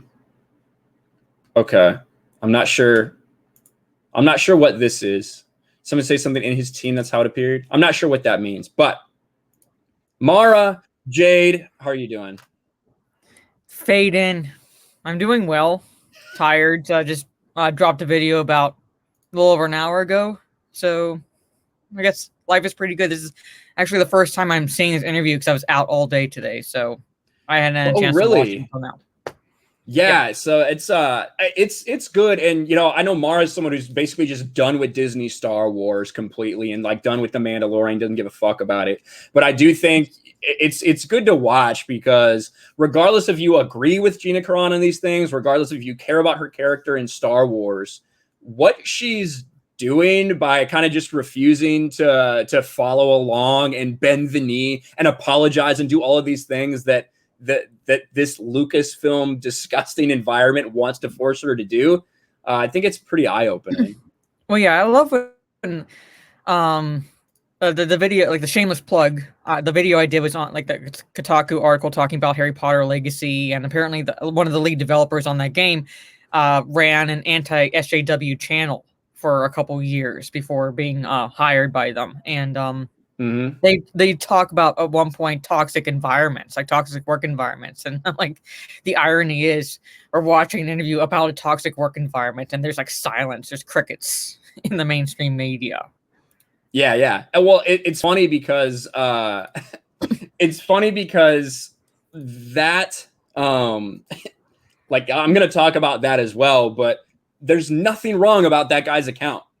nothing wrong about that YouTube channel. That is the cleanest shit ever compared to someone like me. And they're trying to hold that against him and cancel him. That's what is going on right now in Star Wars. And or not in Star Wars, but in the media in general. And we need to continue this fight. And what Gina Carano did, I think, is it's not the first step being so, but I think it's a really big one. When you look at how much she was trending, the attention that she took away from WandaVision, on Disney Plus. Yeah, pretty much. You know what I mean? Like, yeah. It's such a big thing that got out there to so many other places that don't talk about Star Wars, that just talk about relevant shit. And when it comes to online censorship, when it comes to free speech, when it comes to all these issues, we're reaching a point in like society where that is a hot button topic. And this was so public and is now in so many people's eyes that I think it could really mean something going forward. And Kathy Turman says, never bend down to the mob. 100 fucking %. And I tweeted this out, I guess a few days ago now, something like that, where I pointed out, like, I have like you mentioned, I'm done with Disney Star Wars. I don't talk about Disney Star Wars unless I'm on like your channel or Raging Rhino's channel, things like that. But I said I support her. Basically, like, I think, like, it's good that she's away from that environment because of like what she's revealing. That I hopefully that she moves on to bigger and better projects. I mean, granted, yeah, she lost what would have been her own spinoff show through Disney Plus, but at the same time, it's like, is it worth it? Like, is that like was that job worth it? Like, you staying in that genuinely toxic work environment? Yeah, that's kind of how I see it as well. Like getting fired, yeah, it sucks. Like, no one should like go through that, especially the way she went through that. But at the same time, it's like I think it's a silver lining here. Now she's broken free from Disney Lucasfilm, and she can actually work on things that she wants to do, not what she's relegated based on the company, what they want her to do. Yeah, and I think that's the one thing that a lot of people aren't talking about is the fact that, just because like the ability to be yourself is, you can't really put a dollar amount on that. And to be forced to live somewhere where you're just constantly bending the knee like they wanted her to, that takes a toll. And speaking of bending the knee, we have someone who's used to being on, well, I won't say that. Lethal, I wasn't gonna rip you too bad. There's a lot of people here, so I wasn't gonna just introduce you like that. I will just say, what's up, Lethal? So just for context, I've been up since 3:30 in the morning. It's now close to 11:30 in the morning. So I've been up for 7 hours. Jesus. I got home about 2-3 minutes ago, right? From doing all my running around. And I had a chocolate biscuit and milk. Is 11:30 still too early to eat a chocolate biscuit? Is 11:30? Nah, you can eat whatever the fuck you want. You kidding me? Yeah. Good, because I had breakfast yesterday for dinner, so. Oh, kill it. Like yesterday, like when we finished our stream yesterday, it's like 8 in the morning for me listening to fucking two people yell about Nintendo. I was so tempted to cook a pizza for breakfast. Well, yeah. I think that I'm totally down with that. I have no problems with that. And in fact, I told a story today about how I regularly eat just like hamburgers, like bacon burgers for breakfast. Yeah. Well, you're American, so yeah. Yeah, of course I am. Of course I am. All right. But Lethal, I don't know if you've seen any of this. I know you're, again, someone who's really disconnected with this stuff. What's your take on the Gina Carano stuff, the attention that it's gotten, and kind of what that could mean in the future? I haven't seen the interview, and yeah, I'm completely disconnected from Star Wars. The thing that I'm very actually curious about is, well, I mean, how long has Lucasfilm been shit? For a long time, right? And how many people forgave them as CGI Luke Skywalker? So I'm just wondering, are people gonna forgive this at the sight of something like that? Not just at CGI Luke Skywalker, but just the Mandalorian in general, where you had people where they were like boycott Disney Star Wars, went to go see Rise of Skywalker day one, and then purchased Disney Plus subscriptions and made the Mandalorian the top show. Well, what do you think, Ryan? Do you think this one's actually going to stick? I fucking hope so. I seriously hope she burns this shit down. I think that it is going to have a bigger impact than it did before. I really do. I think that it's going to have a bigger. I think it will have a bigger impact than anything before this because of how it's continuing to ramp up. Like, fool me once, okay. Fool me twice, okay. more people will fall away each time, and I think we're seeing that. And I think after Luke Skywalker, to be on that high, because they got a lot of attention, and then what happened? Pablo Hidalgo. Then what happens? Gina Carano. Then what happens? Black History Month. Then what happens? The Oscars video. Like these things, it's just continuing just this rotation of bad press because people aren't letting it go, and they're not going to let it be buried. You are going to have people that forget about it. You're 100% right, Lethal. You are going to have people that forget about it, but I think that every time these things happen, it pushes it further and further, and they just keep shooting themselves in the fucking foot. They've been doing it for a long time. Look, I really hope this sticks because I just want to see Disney Star Wars burn. And I know that's very bad to say, but I really want to see it happen. I think they've gotten too big. Like there's a reason why we have certain laws in place as far as businesses are concerned, and Disney has definitely gotten too big. They've like accumulated Marvel, they accumulated Lucasfilm, and now they have Fox, and it's just like they have too much control over what should be a competitive market. Yeah, and I think they need to be cut down to size a little bit. I agree. I do want to say one thing. I see Benzo in the chat. Please do subscribe to Mara Jade, so Jade Shadow on YouTube. Subscribe to Lethal Lightning and all of his other channels as well. I did have one new thing to plug. I'm going to steal something that Lethal and Drunk 3PO are doing. I did my second channel. My second channel just got monetized, which is absolutely insane. Been doing a lot of Zack Snyder stuff. We're going to talk a little Zack Snyder's Justice League later. But I also wanted to plug something that I made just today. There's no content on it yet. Send me the link. RK Outpost Gaming. RK Outpost Gaming. I'm going to put the link in chat right now. Chat. This is just a brief aside. We'll get back to stuff. But there it is. It's in the chat. I put it in there. If I could get a couple of you guys to go subscribe. Again, I'm going to talk primarily about gaming stuff on there. So, again, different from the Star Wars and the DC, that's primarily going to be gaming stuff, whether it's uploads from Twitch streams or whether it's actual topics from video game stuff. I'm going to try to do some things over there because I think it's really good to diversify what you're doing right now. Diversity is our strength. Yeah, except when it comes to YouTube channels, then you should really focus in on what you're doing. Yeah, pretty much. But if I could get some people to go over there, I would really appreciate it. Again, I'll put it in there. And I appreciate everyone that is watching me on my second channel as well, because it's been absolutely crazy. I will go ahead and actually pin myself too as soon as I get a chance. But Letha, you just did a video about the one that Mara did, right? About this Harry Potter shit. Yes, I did. It's fucking hilarious. Can you tell everybody about it? Kotaku tried to make them look like shit, and all they did was get a bunch of people to pre-order the game that weren't going to get the game in the first place. That's a long story short. They came out and they're like, the guy that is the lead developer had an anti-SJW YouTube channel, and yeah. Did you see the quote from the developer when he first got interviewed about the job? He was like, I told him about that. They don't really care. They didn't come out and be like, yeah, we agree with you, but they don't care. They were just like, hey, just make the game good.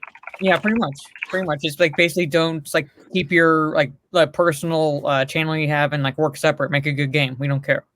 Yeah. So they did exactly what they should have done. Yeah, that's exactly what a company should do. Basically, just put out a good product. We don't care about your politics. Just put out a good product. Of course. But yeah, I watched some of his videos. There is like nothing there that's bad in any way, shape, or form. I think the one they were trying to stick him on was because I didn't know his channel existed until like 4 hours ago.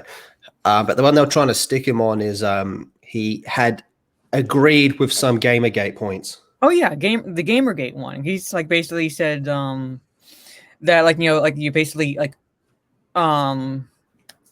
Waller's like how they put it, like basically it was like based on good, like there's some good intention basically, like it wasn't perfect essentially, and they try to tie him to like pro Gamergate because he defended it in a way. Yeah, fucking typical. Gamergate, like it will never go away, dude. Because he dared criticize Anita Sarkeesian also. Yeah, good man. Yeah, so I'm like, and in my video, I'm like, I was like on the fence with this game. I was thinking about getting it because it looked like I'm not big on Harry Potter lore, but it looked fun. It looked interesting. I might play it. And then I'm like, yeah, I'm day one purchase. Like, you just ensured it's a day one purchase for me, pretty much.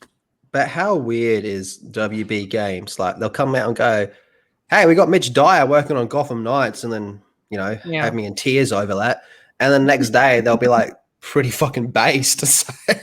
Well, I think like that just shows that like yeah, like I shudder to think how Mitch Dyer is going to make the DC universe unique in Gotham Knights, as like his quotes from an article I read.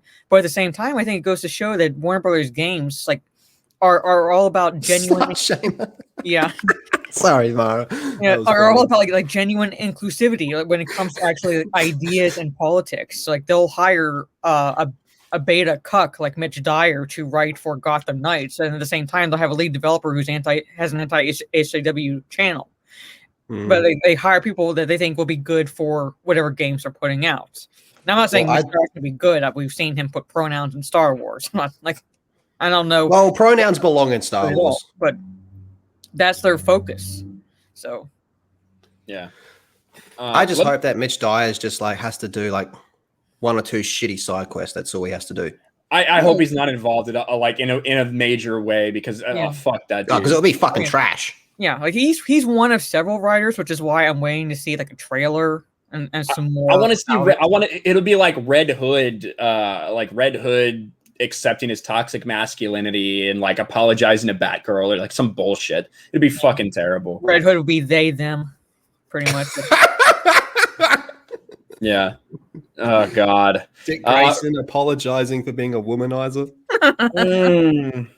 Sorry, I've been absolutely slaying all these years. She's gonna catch Jason looking at her ass. Batgirl's gonna be like, "What the fuck is wrong with you?" You'll me too, Red Hood. Yeah, pretty much. Oh my God. All right, let me get to a couple of these super chats. You guys are fucking killing it. We did break 2,000 people at one point, which is insane. Red Gaze for $5. One of the hardest hitting YouTubers out there. Congrats on 50K, brother. Keep dong slapping these fools. I will try, my man. Red Gaze. I gotta shout out Red Gaze. Where the fuck is my book at? Yeah, I've got a lot of glare, but I'm gonna go get mine as well. Yeah, there's Sunsworn, dude. This book looks fucking phenomenal. It's like this. Look at it. It's really thick. This was an Indiegogo that Red Gaze did. It comes with a companion kind of comic book and stuff that explains a lot of the lore and everything. It looks fucking beautiful. The comic book looks great too. Look at that artwork. Look at that artwork. Yeah, and here's Lethal in a Hawaiian shirt. Look at all the dope shit you get, man. This is like fucking 500 pages. I haven't opened this yet because I don't want to look at it until I've read the book. Yeah, you know what I mean. But have a look at this stuff. Like, how cool's that, man? Yeah, it's fucking awesome. But this one right here, I'm gonna get like a small canvas type thing to put over it and then put on my wall. You're gonna be seeing this on my wall in the near future. This one's fucking awesome. Hell yeah, dude. You know what I need to put on my wall? And I know Nerdy in Many Ways is gonna like this too. I need to get this on my wall. Ooh, yes. Ooh. Yeah. I need to get this in a fucking frame right now. A little Dark Side Ray Porter action. Oh, look at that. I mean, that's fucking cool. Yeah. There you go. Yeah. And he's got a new one coming out as well, man. Like, don't worry about Star Wars. Forget Star Wars. Get on the Sunsworn. Yeah, pretty much. God, I gotta find your Indiegogo to put in the chat. Hold on. Red Gaze. Yeah. And I think that's in Nerdy in Many Ways, Dawson does a lot of artwork and stuff like that as well. Go check out his channel. He talks a lot about Snyder Cut, a lot about DC stuff, but he also does his own original art, which is fucking cool. And that's one of the things with the way that things in Hollywood seem to be going, with the Hollywood elites for some reason don't want to listen to fans, don't want to listen to anyone with a different perspective. People are creating their own entertainment. There's still 1,500 people, right, watching this stream instead of watching Netflix or HBO Max or whatever, right? People are replacing what they used to do with something else in a lot of different ways, whether that's comic books, whether that's gaming, like all these different things. And I think it's really cool and we need to support it. Agreed. Yep. The new number 2 for $2. Gina is too good a person to be in Hollywood. Yeah, I think this is a good thing for her. I think this is a good thing at the end of the day. I don't mean to sound like it's good she got booted, but I'm so fucking. She's too good for Star Wars. Yeah, like in a way, you're right. And it's not like she was getting paid a shit ton. It's huge for your like career, I guess. You know what I mean? But in terms of what she's going to be able to do now, and the fact that she's going to be able to speak her mind and all that stuff, man, I think that is far more freeing than anything else. So yeah, absolutely, Dawson. No problem, man. I'm far from a biggest fan. The only thing I've seen her in is Deadpool, but I'll be checking out that Ben Shapiro movie. Yeah. That's why Tolkien wrote Lord of the Rings. He wanted to make the stories he wanted to read. Yeah. And that's kind of what it's all about at this point. If you're not getting it from Hollywood, we kind of just have to do it ourselves. Will Gentry for £2. Wieners are yummy, but clams are yummier. Slimy. Double meanings. There you go. Thank you, Will, for those entendres. Geeky Pixie for $5. Just like the one ant that united. Sorry. Just like the one ant that united the mini to stand up to the grasshoppers. Gina is inspiring us to stand up to mainstream media. This is this is like A Bug's Life or Ants or whatever that one was. Yes. They outnumber the grasshoppers. You're right, Geeky Pixie. Cal G for $5. Hey, what's good, Ryan? Congrats on reaching 50K subscribers and the promotion. All that rage paid off. Godspeed and fade in. Speaking of fade in. Fade in. We can never not talk about that. We can never cut it off before she could say it. Did it not show? Fade in. It's so quick. Better. Yeah, it's so quick. I was gonna say I didn't do shit. I just played it. I didn't do shit. Yeah, the Gina Carano interview has 1 million views after 12 hours on YouTube. Yeah, it's blowing up. A lot of people are seeing it. A lot of people are looking at it. What channel is it on? Daily Wire or Ben Shapiro's? I believe it's on Ben Shapiro's channel, which is bigger than the Daily Wire, if I remember correctly.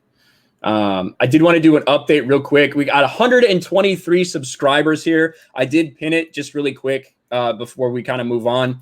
I just started this. I'm going to start posting some videos over there. If you want gaming content, if you care all about gaming content, whether you're talking about just news or some of my Twitch stream highlights, things like that, go check that out. I would really appreciate all you guys' support over there because it's absolutely incredible the way we keep growing this shit.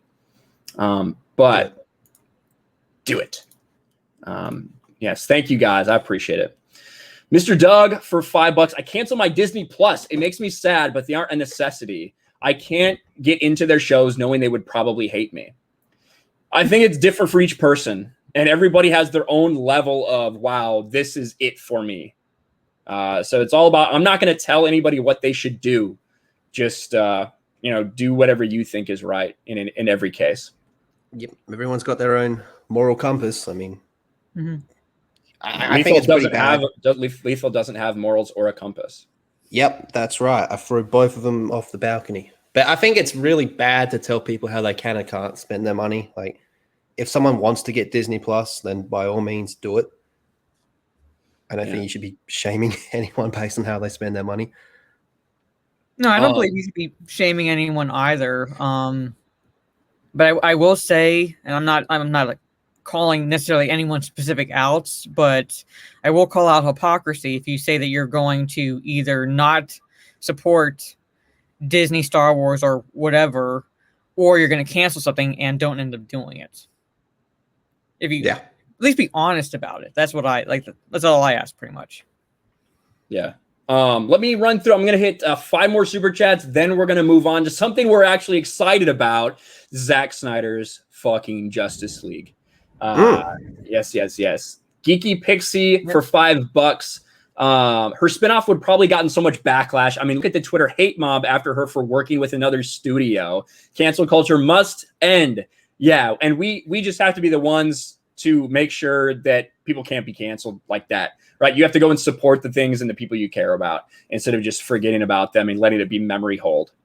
Seahawk Scott for $5. 11:30 isn't too early for vodka, much less a chocolate biscuit. I don't know what the fuck you're talking about. Like, I freaking chugged when Mark and Jen were having their argument at like 11 o'clock in the morning. For me, I just poured myself Jack Daniels, Leith. I don't know if you noticed that.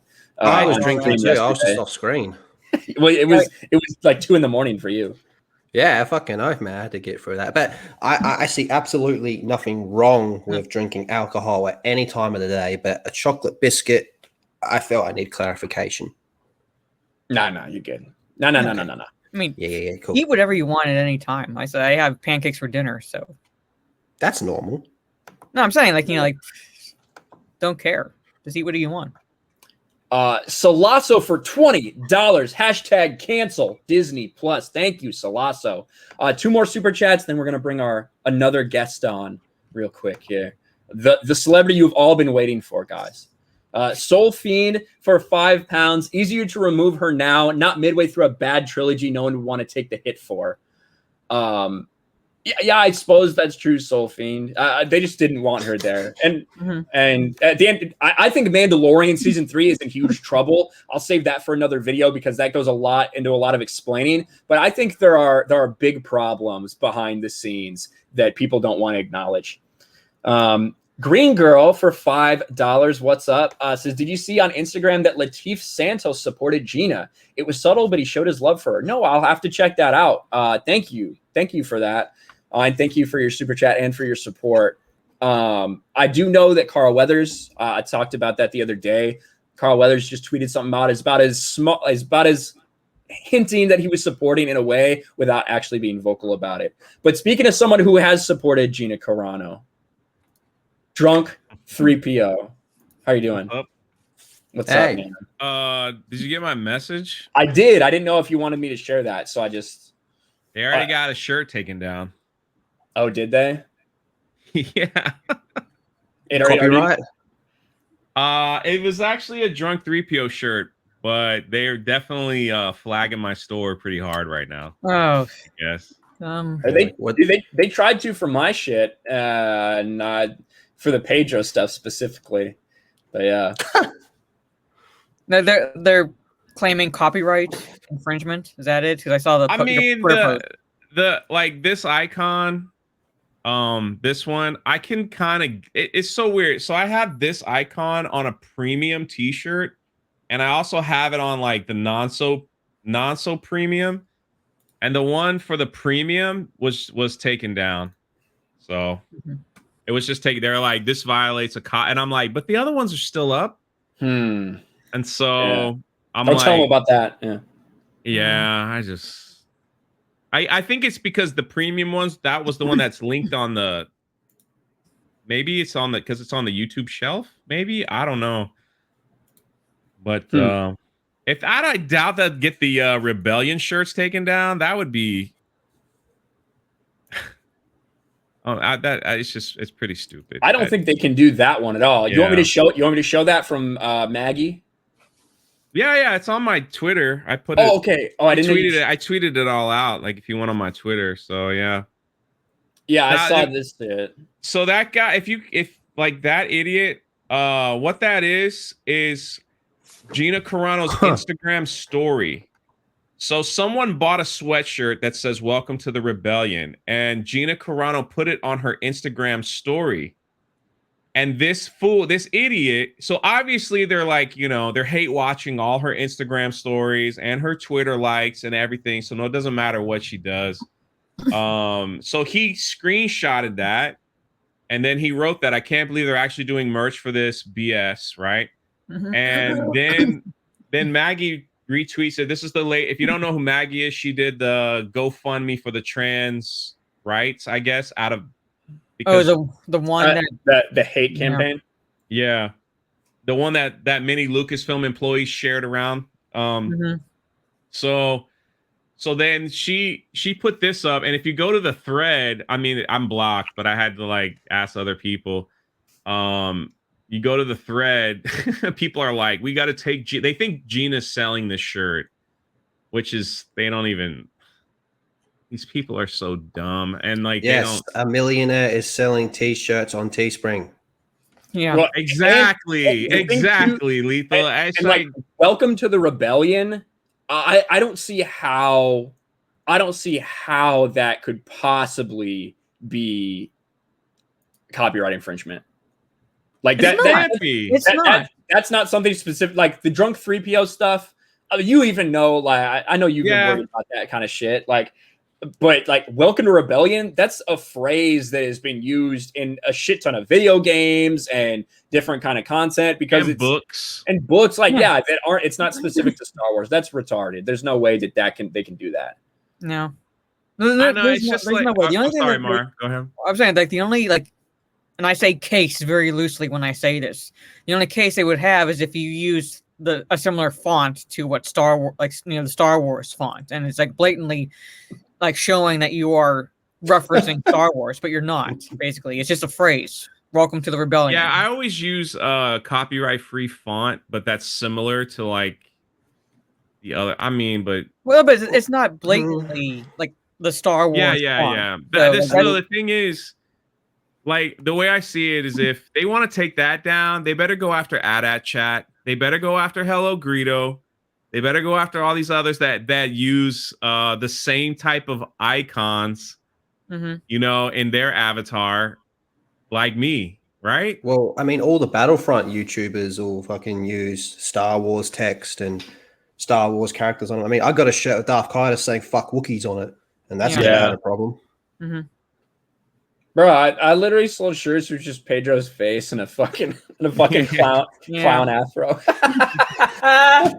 That's fucking that. That's still the best. I just can't believe they got that one taken. Like that is, I'm like, oh well.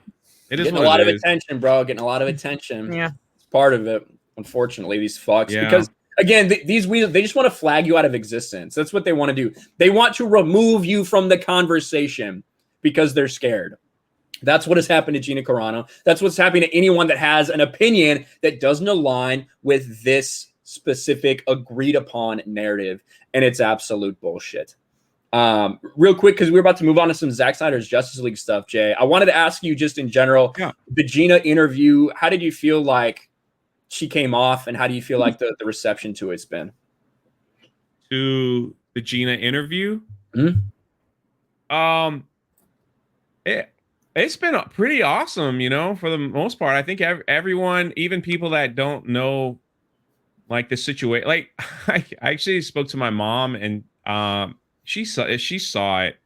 So she's like, "Is that the same girl that you're gonna marry that was in your interview?" I was like, "Oh my god, Mom, she's in Star Wars." My mom doesn't watch anything. Yeah, so she's just like stuff like that. But I think it's pretty positive. I also love the fact that even though she looked a little nervous, it came off very genuine. Yeah, she just came out and was like, and she didn't have to trash anyone to make her point. Like if that was Ryan Kinel up there, it would be a little different style of interview. But it's funny. Well, she went out of her way not to throw anyone under the bus. So yeah, she didn't have to. That's the beauty of it. Like when it was done, like she didn't have to. So I thought it was very, very well done. According to it's said part 1, right? It said it would be a part 2. Or is that the whole thing? You said Quarterine said that? No. When you have the interview up on the Daily Wire, it says part 1 underneath of it. So I don't know if I watched it on Daily Wire yesterday. I didn't see it, but I certainly fucking could have. I mean, what you might I'm looking at mine, and it says episode 111. See right here, it says part 1. There's the interview, and it says part 1. Right, I know it's blurry, but that's interesting. I wonder if there may be more. That may just be how Daily Wire does their stuff. Is it the app? Yeah, I'm looking at YouTube. That may be like the way they do it, because sometimes they break interviews up into part 1, 2, 3 when they post the episodes. I don't know, but okay, might be. Who knows though? Who knows? Man, it's fucking. listen, all these people that were hashtagging, all these people out there, they haven't really been going over to that like-dislike ratio, have they? 99, 98% like ratio for that video, because it turns out it's probably just a fucking couple hundred losers on Twitter that really made this happen. It's very unfortunate. It's very unfortunate. I know she's been in Florida for a little bit. But Shapiro's studio's in Miami. People think it's somewhere else. The Daily Wire, I think it's in Nashville, right? I thought his personal studios is in Miami. He has a big thing down there.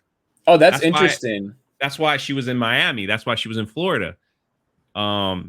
You know, well, Ryan knows, but I mean, she came into Florida, so yeah, she was in Miami. Yep. Now I got a little tongue twisted there. Sorry.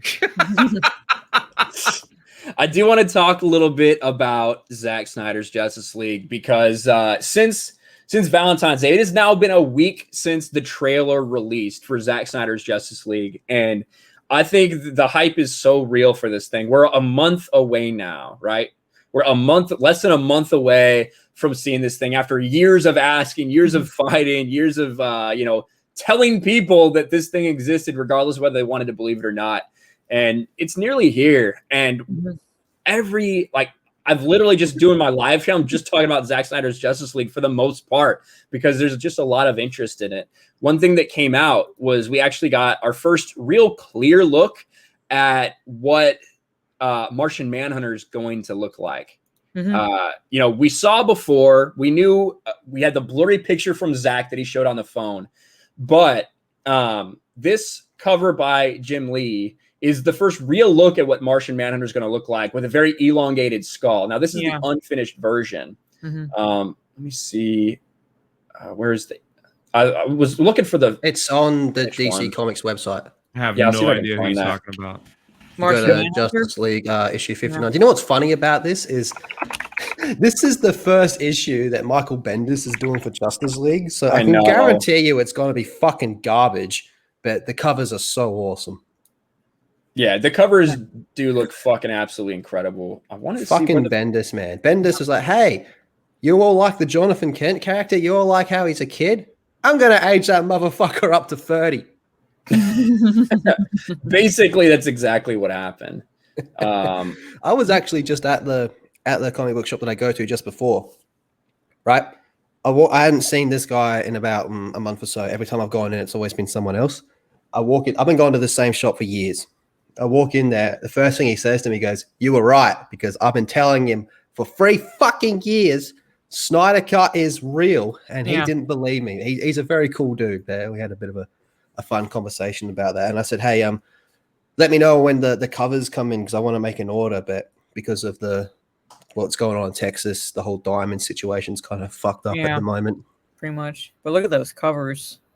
Yeah, man. Look at Darkseid back there. Fucking black suit Superman. Yeah. That looks sick. I mean, I'm not a fan of Bendis, but I love all 3 of those covers. I might end up getting all 3. So I will say, I think this looks cool. However, it doesn't really look quite like Ben Affleck's Batman. He definitely needs a little thicker neck, a little shorter ears. But Jay, but I love Martian Manhunter. So do you know who Martian Manhunter is, Jay? Not at all. Oh God, dude. Jay, you need to watch the Justice League cartoons, from 2003. I watched Batman vs Superman cartoons. Those were cool. So yeah, he's not in that though. Yeah. Martian Manhunter is literally a Martian, right? He's a Martian. His name's John Jones, and he can shapeshift. So he just looks like a normal dude. He was in Man of Steel and Batman v Superman. He's Harry Lennox's character, General Swanwick, the Black General. You know what I'm talking about, Jay? In those he can movies? basically shapeshift to look human. So General Swanwick from Man of Steel and BVS is Martian Manhunter. He was supposed to be revealed, I believe, in BVS to be Martian Manhunter, but they never filmed the scene. Mother trucker drunk. Jeremy, God dang it. Yeah, so Jeremy for $20. Nice seeing Drunk 3PO here. I think, like, listen, everyone is trying to get Drunk 3P on their streams regardless, but now I think they may just try to do it so Jeremy sends the money because Jeremy will pay anything just to get under Jay's skin. Yeah. By the way, Drunk, do you want to be on Talk Nerdy to us on Saturday? I could use the super chats. Oh. God. Thank you, They Jeremy. still lost with DC. Yeah, you don't have to explain it to me. I don't want to mess up the conversation. I'm just listening. That's about all right. The Martian Man. The Martian Manhunter. He's a good guy. He's a good guy. He's a good guy. He's a good guy. He's part of Justice League. He's basically. He looked like Piccolo from like Dragon Ball. Well, okay.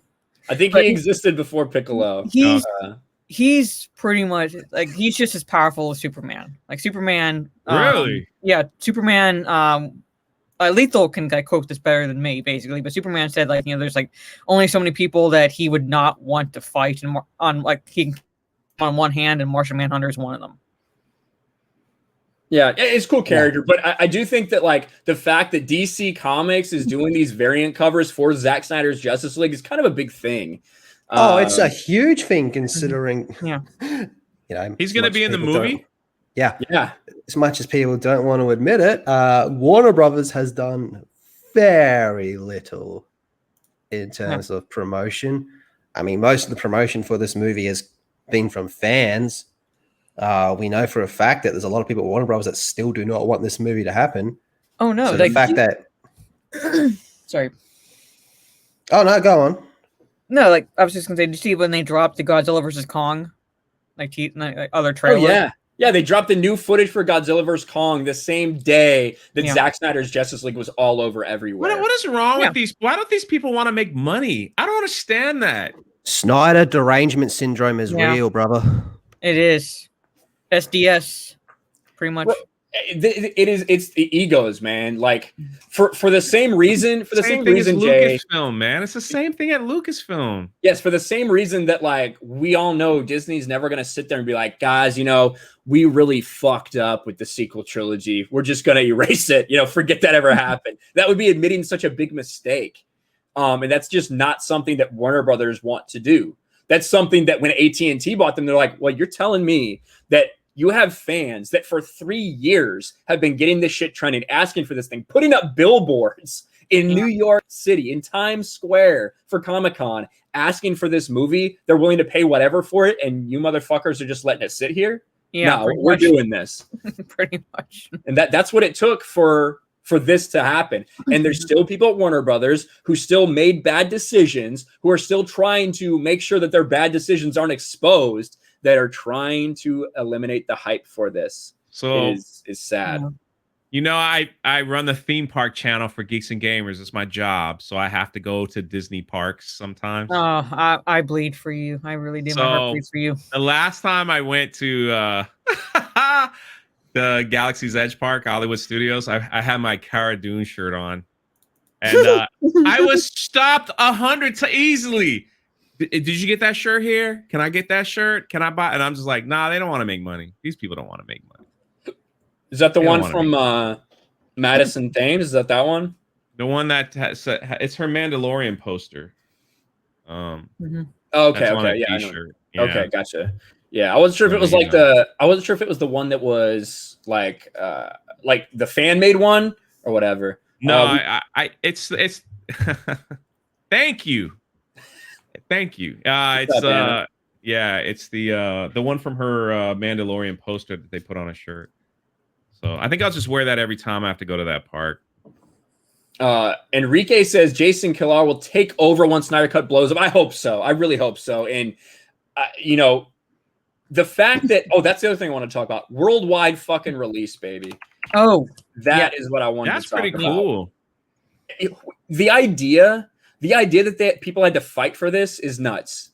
Well, they had 9 months. 9 months. Warner Brothers had 9 months to work on it, and they basically did it at the last minute to try to paint Zack Snyder in a bad light. Basically, like that Zack Snyder forced Zack Snyder to get this ball rolling because Warner Brothers dragged their feet. They could have been doing this all along, just working behind the scenes, making the deals. They didn't have to announce it until the deals were final. But again, the fans had to push for this.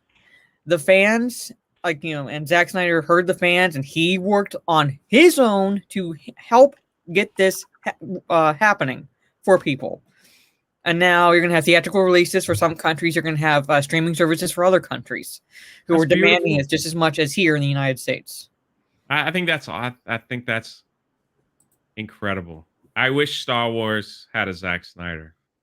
I was really scared that I was going to have to, I don't think you understand how much shit I steal from the internet. I am a full-on pirate. And I was... I believe it. I really did not want to pirate this. But I was going to fucking do it if I had to do it. But thank God. I mean, they were... Thank fucking God. Wait, how are you going to watch it, Lethal? How are you going to watch it? I'm gonna get it through Binge, which is a streaming service here. Oh, so you're gonna pay for it, and then it'll like a pay-per-view. Yeah. So it's like a streaming service. Like a streaming service. Think of it like. So is it like it's not like HBO Max? No. Yeah, it is kind of actually. That's the thing, is that HBO Max distribution isn't all over these places yet. That's the problem, right? Okay. And since it's available on HBO Max, they had to work out different deals. So now they're working out deals with different location-specific streaming services to be able to get it to people who want it. For a bit, there was even talks because they were asking. They had a poll out for those in the United States, would you be willing to facilitate HBO Max subscriptions or do like a buddy sharing for people worldwide, because they weren't even sure if these deals were going to get done before the release. Yeah. So I don't think you guys understand how much shit gets stolen in Australia, because we just don't get anything. Like, I don't know anyone that hasn't stolen Game of Thrones. I mean, grandparents are on pirate sites over here. Australian money's worth so little, they just don't even feel like they need it over there, I think. It's like, why don't you put them out there to get pennies on the dollar? Yeah. Look, when you have it like breaking 6 o'clock news, Australia ranked #1 in terms of pirating shows, and we're all sitting there cheering for it, and you got like 70-year-old women on Pirate Hub. You got great Australian grandmothers going lol, pretty much. I want physical copies of Zack Snyder. I'll listen. I'll pay $100. I'll pay $100 for like a Steelcase 4K Zack Snyder's Justice League. Not even a question asked.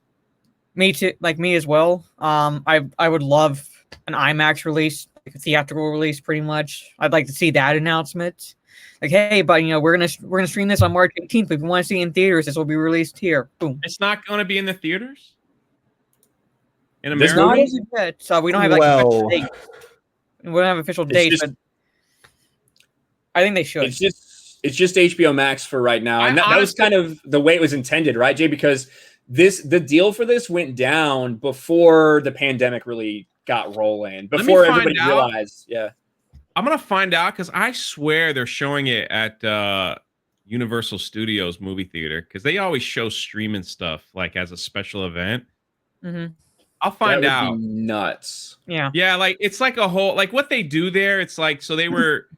They'd show Jaws or stuff, and then you'd buy like this package, and you get like a shirt, and you'd get this and you get that. And I remember seeing like this poster up over there, but I'll look into it next time I walk over to the parks, because they do a lot of that. They did like TV shows, they did like some Netflix shows, stuff like that too. It was just a fun event, that you go and watch it on the screen. So I wonder if they're doing that. I'll find out. Yeah, it'd be awesome if they are. Like, it'd be 4 hours. So if you're willing to sit, they would do an intermission.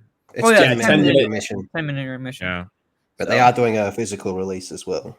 I don't know if 10 minutes is enough for me to masturbate in between. So I'll just have to do it in the theater. Waiting for that. Yeah, I'll just have to do it in the theater, I guess. I anticipate a lot of that during this movie. It's been pent up for a long time, and we're finally going to get to see it. So. You think you all know about Finn and Nut? Mommy, what's that boy doing over there? Don't look. He's almost done. He's almost done. Yeah. Don't worry, son. This is just Zack Snyder's Justice League. It's That's just right. fans That's of what- Zack Snyder's Justice League. That's all. That's what it does. All the That's what it cinemas are does. going to put on extra cleaning stuff that day, man. Oh yeah, they are. They're gonna be sanitizing all those seats pretty much. They have this spray sanitizer in the movie theaters here. They've got this guy that comes in with this big old bucket like on his back, and he's just like hosing the theater in between takes. And it evaporates on the seats, you know, like you watch them. It's just. I mean, they're gonna have to for Anna as well when she sees Henry Cavill. Yeah. So she's basically admitting that. So I get think they're some gonna hand out towels in there. Yeah, towels in the theater, movie theater. God. Like take your bucket of popcorn and your towel with you into the theater. That's Good true. job. That's why they did it 4 hours, because if you maintain an erection longer than 4 hours, you're supposed to go see a doctor. I think That's that's why why they gave a Zach- 10-minute intermission. I think that's why they gave the 10-minute intermission. Oh my god, that's awesome. I'm gonna hit some more super chats, guys. I did just want to real quick say I'm copying Jay and I'm copying Lethal because I want to be them. And I did just start this gaming channel. I'm gonna put some of my old stuff. I'm gonna make a couple little videos of gaming. Might as well. It might as well, just because other than just them sitting on Twitch doing nothing. So if you do want occasional gaming news updates, things like that, go check it out. I pinned it in the comment section. So if you want to go check out that channel, I would really appreciate it. I made that logo. I made that logo and made that channel while Mara was talking when I brought her on and introduced her. Women do talk a lot. Because I was supposed to do it before and I was late. But that's how it is, man. I only have 300 hours to go. That's just a couple streams. Yeah, I mean, 300 hours to go. Hell yeah. And I got to get Odyssey going. Everyone's telling me to go set up Odyssey. Oh yeah, dude. Let me show you guys Odyssey real quick if you don't know it. Odyssey's pretty good, Jay. Yeah. Is it Start hard the to set process. up? Nah, not at all. Dude, if you want 5 minutes, I'll talk you through it later. Yeah. It's a good way to sync your YouTube video. So people know and watch it through YouTube. It'll sync up with your channel, so they can watch it on Odyssey. Yeah. Yeah, like here's Lethal. Let me show. Here, I got Lethal's channel pulled up. This is Odyssey. It's a great alt tech platform. I think. Look at that! It looks just like the YouTube channel. It looks really. Yeah. It automatically mirrors your shit over there. You get crypto for watching and for uploading videos. Oh, they said they give you Bitcoin. It's not Bitcoin. It's a different. It's library coin. But okay. But I mean, like here, I'll click on this. It plays well. The video quality is good. The comment section is fine. And also, what I can do, I can go and scroll shit the same way in YouTube desktop and keep on watching, which I really like. So I really like Odyssey. I think it has That's nice. Yeah, I think it has a great future. So Sports Wars is over there. Geeks and Gamers is over there as well. So yeah, definitely check it out. William Barr will get bought out. I wonder if Odyssey's going to get bought out. I think that they're in for the long haul, from what I've heard. Young Ripper just said they're gonna start enabling live streaming. Oh, that's gonna be lit. Yeah, they are. They 100% are, and that is, that's one of the things that people want, right? These platforms, they want them to be as much like what they're familiar with, and I think this one is a really good one. That's a true YouTube alternative. Gives you a good UI, but again, it's not like the heavy censorship and stuff that you have involved with YouTube. So I think it's a great opportunity for a lot of people. And it's not just like, it's just a right-wing platform, right? It's everybody. If you want to know how to fix your car, you're like, how the fuck do I do this? I need to change the spark plugs on my 2014, Ford. Boom, boom, boom. It's on Odyssey as well, just like you would go to YouTube for that stuff. So I think that's the biggest thing. Odyssey is owned by libertarians. That's true. Mr. Good sent you. William Barr for £5. Congrats on the promotion. I think Jeremy should put another level on your home just for your use of the word cunt on Friday Night Tights. I did say cunt. Lauren Chen was on Friday Night Tights, and I did not hold back. A lot of people thought I would cuck out with a lady on there, but no, I don't give a fuck. I will speak exactly the same way. Is the word cunt really that taboo over there? Depending on who you talk more to, than it is for yeah. you. Yeah. Because it's like every There's second or third actually- word. There was actually a class where I'm going through my master's program where we had to sit in and kind of observe, and the professor was talking about so-called taboo words, and she actually brought up the word cunt and how it's not Here in taboo Mars, in man. Australia, but here, depending on who you talk to, like it could be. So Is it really bad over there to call a woman a cunt? Yeah. it pretty much is. I mean, I got Yeah. smacked on my shoulder because I let it drop when I was driving, and my mom was in the passenger seat, and I got pissed off at a driver ahead of me. So There's some people that just really, really don't like it. I don't care. But I will say I don't use it often. I only use it like when I really fucking mean it. You know what I mean? It's not like the same way I say pussy. Mhm. You know what I mean? So I don't know. It is different over here. I called an old man driver this today a cunt. So there it is. Good on you. Usually when I'm driving, I I don't call think I've people ever things said like that word in my life. say now, first time. Yeah. Coochie. Coochie. He's I love the no. word We coochie. tried getting him to say it a while back. He refuses.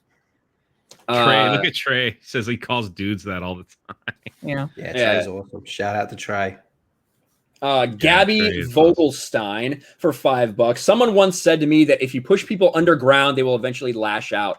Go, Gina, lash out to the fullest. Yeah, absolutely. And she's got a fucking army at her back. She really does.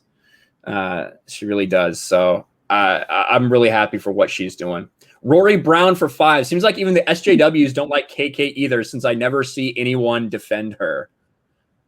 Yeah, I mean, I guess there's not really the only you never hear from Lucasfilm unless they're standing up for people that are actually the ones doing the bullying. That's about the only time you hear from Lucasfilm employees. Oh, freak. What's What? that Anna? That's Shart World's girl. What? Sorry, I didn't mean to. I have a terrible problem doing that. I gotta learn to keep my mouth. I don't know. No, we got trolls in the chat pretty much. So Ryan's a dick for calling women cunts. Someone says, yeah, exactly. Yeah. there you go. There you go. Cow and Friends for $5.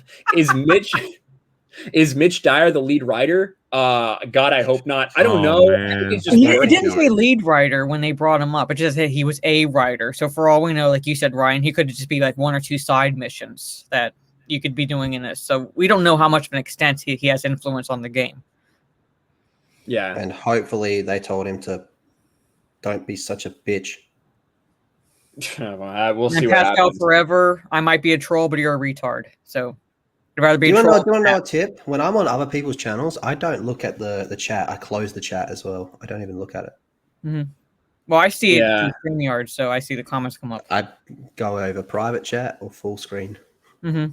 That's true. Seahawks Scott for $5. This goes way beyond Star Wars. This is the beginning of a cultural shift. I don't care if Gina does commercials. Yeah, and I think the thing is, again, you can't put a price really on just being able to be yourself. Of freedom, And man. that is $20. $20. Yeah, exactly. That is what she has now. And it's not like these people on The Mandalorian are making a lot of money. Based on a lot of these reports, it's not a lot of money. It's about 30,000. the If status. that's true, 30 grand an episode. That's kind of insulting. It is. It pretty much is, like, for that popular of a show. It's Lucasfilm could afford to pay them a little bit more than that. So, Bro, think about The Mandalorian. Like it's $100 million, I think, $80 to $100 million budget. Listen, that is a lot of effects. That is a lot of makeup and people doing sets and all of this shit involved in that. I think people really underestimate how much all that stuff is costing, even with the way that they're filming it. And they're definitely not paying the people a whole lot. I wonder what Pedro's getting paid. How much was it per episode? Like 10 million per episode, they said? That would be about what the budget is, yeah. Yeah. I think there's I don't know this for sure, but it wouldn't surprise me if she got paid for, Funko merchandise and all that stuff too. I don't think so, because when I went to that thing to talk with Timothy Zahn, he said that he never had any royalties for characters like Mara Jade, Thrawn, or anything like that. He described it as he used to hang out at the water cooler and people walk past and go, hey, I made Thrawn. Yeah. I mean, I will just say I've seen this absolute retard all around on Twitter. Go look on my channel. I have my season 1 episode 4 review of The Mandalorian, where I went and said, you know what I said when she was introduced? I said, Cara Dune. I like Cara Dune. I find Gina Carano believable as this character. I even said, you're going to hear a lot of people talking about wham power and things like that. I don't agree. I think that she was believable, and I think they introduced her well. So go to someone else's channel who's actually saying that stuff. Maybe not this one. Maybe do your fucking research, you dumb bitch. I did my review like at 3:30 in the morning, and I forgot everyone's name. I'm like, the MMA person, what's her name again? She was in this, and I keep going, what's her name again? In my review, I never said SJW woke crap. I just was like, the only problem I had with that episode, and I talked about that, was that she was able to punch through his helmet and knock him out. That is a little. And that bit wasn't yeah. even like because she's a woman. It was more like she had bare fists. Yeah. You know what I'm saying? Like she had bare. Yeah, that is the Jason Ward alt account apparently on Twitter. Really? What a bitch. That's so funny. Oh my god. Oh my god. We're time making content, bro. My only complaint about that episode was that his helmet was supposed to be so strong that when she kept punching him in the helmet, he took it like he didn't have a helmet on. That was my biggest complaint about that episode. If that is Jason Ward's ult, then he's going to be extremely disappointed to find out that everyone here is over the age of 16. He's like false. Ooh, god damn. Yeah. But yeah, that's the thing. Like, and you know, I'm not gonna lie. When Gina Carano started standing up, I went back and looked at my review because I'm like, man, I wonder what I said back then. And sure enough, it was exactly true to what I was saying the entire time. That I like her. I like Cara Dune. I find her believable. I wanted to learn more about her character. I did criticize the episode a lot because it felt like a CW show. The writing felt like a CW show. The fucking, he randomly falls in love with this stupid bitch in a village. She almost takes his helmet off. Felt like a fucking CW show. But the character, I've been consistent the entire time. So I guess get fucked. Yeah. Adam Wofford for 10. Star Wars is dead. Long live Star Wars. Leave the woke wars and embrace the dark, grim future of Warhammer 40K. We don't have time for woke when death makes us all even. Hail the God Emperor Doom Cock. Thank you, Adam Wofford. I appreciate the super chat. I would like to get into 40K at some time. It's not something I've been able to get into ever. You need to get into Attack on Titan. No. Yes. Yeah, Warhammer's way better. Attack on Titan. Attack on Titan. Yeah. Well, we'll see. I got other things to do. Toddzilla for $5. Hopefully, after they clean house at Lucasfilm, we can get a return of Cara Dune. It might rival the Luke return. I will say that nothing will rival the Luke return, regardless if that happens or not, because that is a thing that transcends generations. It's an incredible moment for even with a CGI face to bring him back. What that did to society and the reaction that people had to it. I say fuck it. Like, do your own thing until Lucasfilm burns down. That's what I say. Anthony Arribas for 10. I'm back. I am back. I just finished watching ET Canada take on Gina, and it left me so damn irritated, bruh. I had to delete my comment. I said some foul stuff, not trying to get banned for the 7th time. Lol. You saw that, right, Jay? That's the one you tweeted out, isn't it? I think so. Yeah, it's like ET's. They got ratioed. Yeah. Canada's take on Canada's take, where they were just like, yeah, she's a, it was a typical, she's a this, she's a that, she's a. Actually, it was more entertaining than the Saturday Night Live skit they did about Gina Carano. You guys want to watch that? That was terrible, dude. Oh, It wasn't dude, even- I haven't you're watched kinda like- Saturday Night Live in a long fucking The time. problem is, you don't mind. Saturday Night Live is satire. It makes fun of people. If it's funny, it's funny. If it was funny, Yeah. If it was about funny, Gina but they Carano, haven't it been would've funny. I would have laughed. They haven't been funny in I can't even remember what the last time they were genuinely funny. Like, I think SNL died when you had the actual great comedians who started on it, like, left. Bro, and you I'm brought in sorry, these man. so-called comedians. So It was funny when they used to have like the one episode with Michael Jordan on it was hilarious. Like when they had like people that weren't actors, yeah, skits, and they tried. Oh man, some of that stuff. Is this Saturday Night Live or the Canada ET?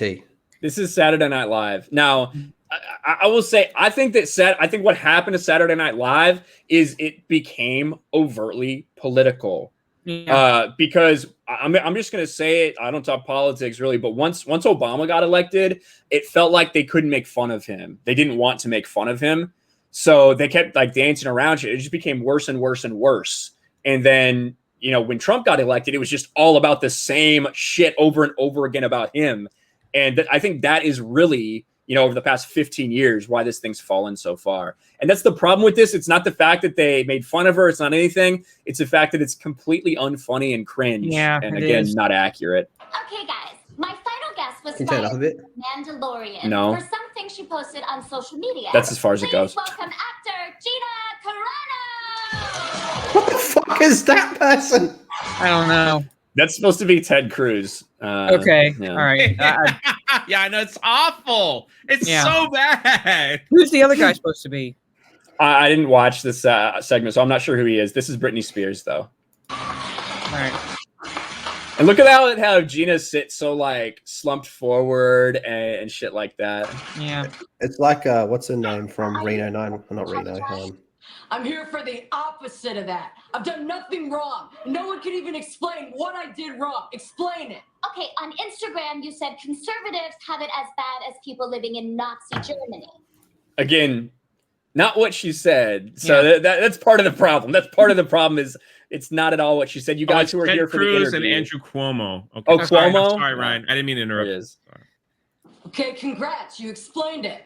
Look, I never would have made that Nazi comparison if I'd known everybody was going to be such a Nazi about it. Do you feel like you're a victim of cancel culture? Yeah, absolutely. And I was canceled by Disney.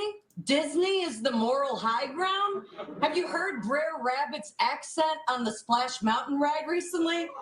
Well, if you die on it, they're gonna move the body. Right. So, and then they have a little Ted Cruz go over there and talk to her. Like, it's cringe and unfunny. That's really the problem. It's not the fact that they talked about it, because that's what Saturday Night Live has done for years and decades, is they talk about current shit and make fun of it. The problem is it's not fucking funny. It's just not. It's awful. They had Ted Cruz in like braids because he was He went to Cancun. That's funny, right? Yeah. That is funny. But the Gina stuff just fucking isn't. God. Cow and Friends for $5. I had a friend of mine told me I was bullying Disney because I canceled my subscription. I'm like, what? Dude, I can't tell you the amount of people I had in my replies or whatever saying, ironic that you say you don't support cancel culture, yet you're canceling your Disney Plus. It's not Are the you same fucking thing. dumb? It's not Like canceling a subscription to a streaming service. That's like canceling your membership to PlayStation Network or something. Yeah. Because you're not going to play anymore. Or anything. Or Gym. Anything. Exactly. It's not Well, like that is like, not it's like canceling people a who were saying, like, person. well, it's like people were saying cancel Netflix when Cuties when the Cuties movie came out. Was that cancel culture because people were wanting to cancel Netflix? It does not make any sense. It's a streaming service. It's a product that you're paying for. If you don't want it anymore, you don't pay for it. It's really simple as that. Yeah, I agree. Terminus EST for $2. KK reminds me of Darth Treya from KOTOR 2. I'll get the fuck out. I mean, she's ugly. Treya's cool. Yeah. Treya is cool. Treya's a badass. Treya is the deepest character in Star Wars. KK is fucking surface level Scrooge. What are you laughing at? What are you laughing at? Trey. Oh, Trey's hilarious in the chat, dude. Yeah, Trey always is. Hold on a second. Did you know Trey has a YouTube channel? Yeah, he does like 20-minute videos talking about why the Snyder Cut's a good thing. He's a fucking beast. I've watched like a Trey video where he just like his phone just like fell in the middle of it. He's like, whatever the fuck, I don't fucking care. I love it. Yeah. It's in like 17 of his videos. He's like, hey guys, and then boom, boom, boom. He's like, I don't give it. He go, give me a second. I'm gonna talk anyway. It's the funniest thing. I die laughing every time. He's a freaking oh my god, Trey. It's so awesome. Sorry. That was no, I saw you laughing. Zach Richmond for 5. I just ordered a Rebellion shirt a few minutes ago. Looks like the order went through okay. He says, I don't care about editing. Yeah, he just about the message, Trey. Yeah. We get it. We get it. Otaku Sage for $5. If you're done with Disney Star Wars and want something awesome with great characters and cool sword fights, check out the Bleach manga anime. Agreed. Was that Boba Fett? What is that? People are asking what my phone case was. So. Oh, Boba Fett, yeah. Mine's just normal, in case anybody was wondering. But yeah, go check out anime, go check out manga, whatever it is. If you want good Star Wars stories, there's a shit ton of them right here. And I said last week that I do plan on doing some more videos about why people should get in the EU, especially right now. Again, I wasn't anticipating Gina Carano being fired and the chain of events that led to, but I'm definitely going to talk about it. It's a great time for people to get into the EU if they're hungry for actual Star Wars. Geeky Pixie for $5. These people are insane. Guess what? The Welcome to the Rebellion is not strictly Star Wars. It's almost every sci-fi film has rebellion within its lore. Yeah, it is not specifically tied to Star Wars. If they try to take that down, that's absolute bullshit. So fuck them. Yep. Terry Green for $5. Favreau wanted Gina, but Darth vagina. What is that? Favreau wanted Gina, but Darth vaginatus. It's Darth vaginatus. Couldn't handle the well-received strong women. Wasn't her precious Rey, which belied what she told Iger. I'll say this. Again. For people for the people that think that KK is trying to torpedo Mandalorian, that saved her job. That show saved her job. So I don't think, again, it's very clear that Kathleen Kennedy is in charge and has full reins of any production going on in Star Wars. So that's what I'll say about that. This was her flexing muscle. That was like saying, hey, I'm still in charge. Yeah. No matter what y'all do. I don't think Kathleen Kennedy is going to go until I really believe with everything in me and everything that I know is that she is sticking around to get this Indiana Jones movie done because she's been involved in all the Indiana Jones films. Like that was like of all the movies she's ever done. Those are her biggest credentials, I guess, or the one that she loves the most, whatever. She was actually an actor in the Temple of Doom. She's one of the dancer. Yeah, well, she's one of the backup dancers. Yeah. So, she wants to get. I think if the Indiana Jones film was done, I think she would have left. I think that she's just waiting on. I don't think so. They announced like 10 projects, and that's including the Indiana Jones film. So no one in the I don't think anybody in the right mind. It was supposed to be out. What? Like it was supposed to be done. Well, it was supposed to be done, yeah, but like because of different reasons it got pushed back. But at the same time, they announced how many other projects as a result, and who in the right mind is going to come in and take over several projects to include 2 films, not just the Indiana Jones, 2 films. So mark my word, Indiana Jones gets done, she will be gone. She's going to leave on her own. You heard it here first. And she'll drag it out for as long as she can. Oh, it's like, what is it got, like 3 years? That's still going to be 2 or 3 years. Yeah. So and when Tom just said in the chat, she is old. Like you can tell by looking at her face, she's fucking old. But so she is. I'm sure she's going to step away soon. But it'll be interesting to see what happens. Bane and Dedu for $2. RK is killing it. Keep up the good work, bro. Thank you, Bane and Dedu. Do you know what? Just on the sub, I think Nintendo never got the love he deserved.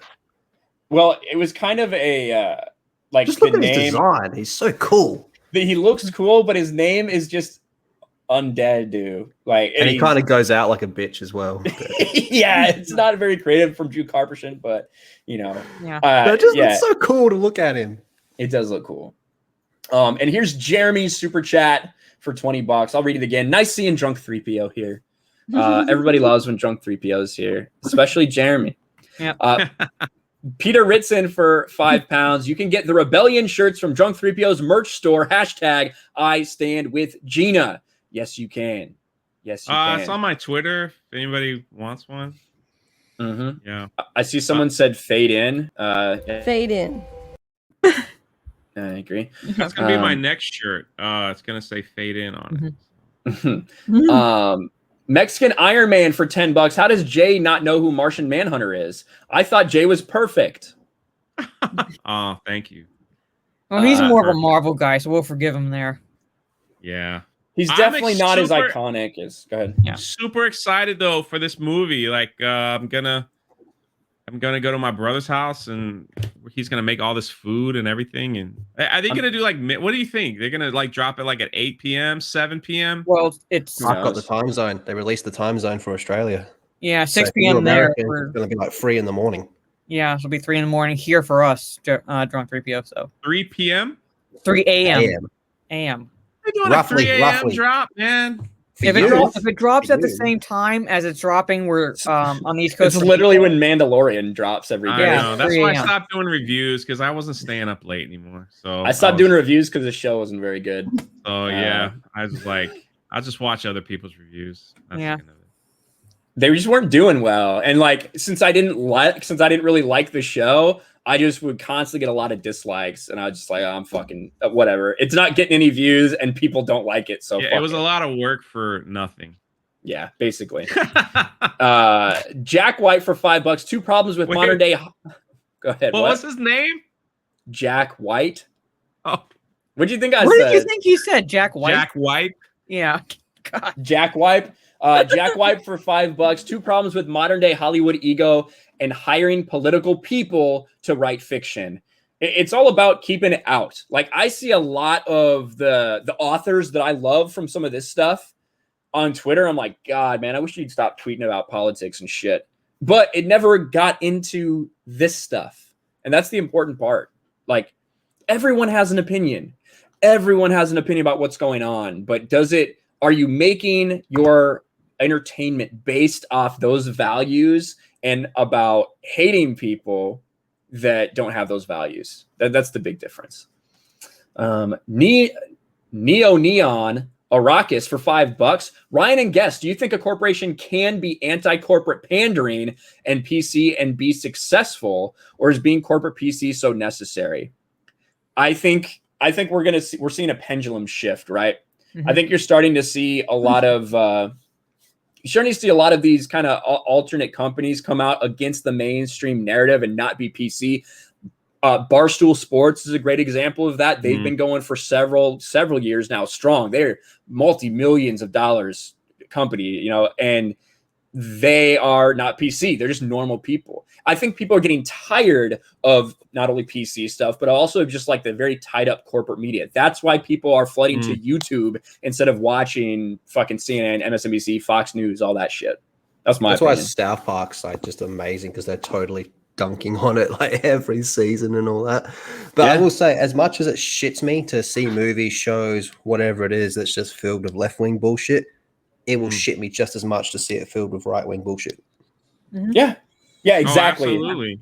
Yeah, and I mentioned that earlier before you guys got here. I said no one's asking for Lucasfilm to be a far-right echo chamber. Oh yeah, that's please. That you got 0.1% of people that actually would want that.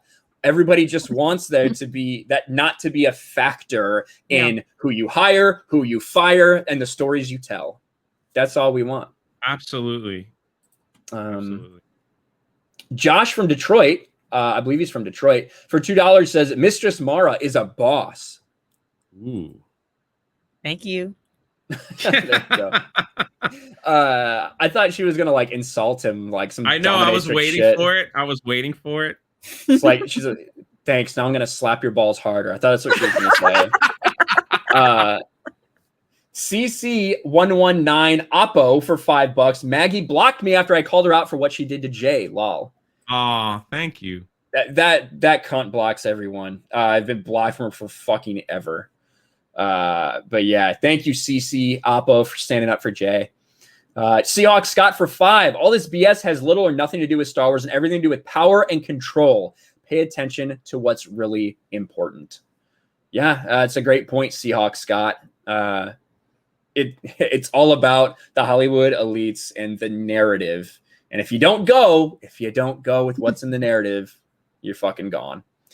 That Star Wars Ghost said, "Who's Maggie?" If you check out Jay on Jay's Twitter, he posted Maggie of the Town, some person associated with Lucasfilm, in a post they made, trying to get a bunch of shit taken down from Teespring.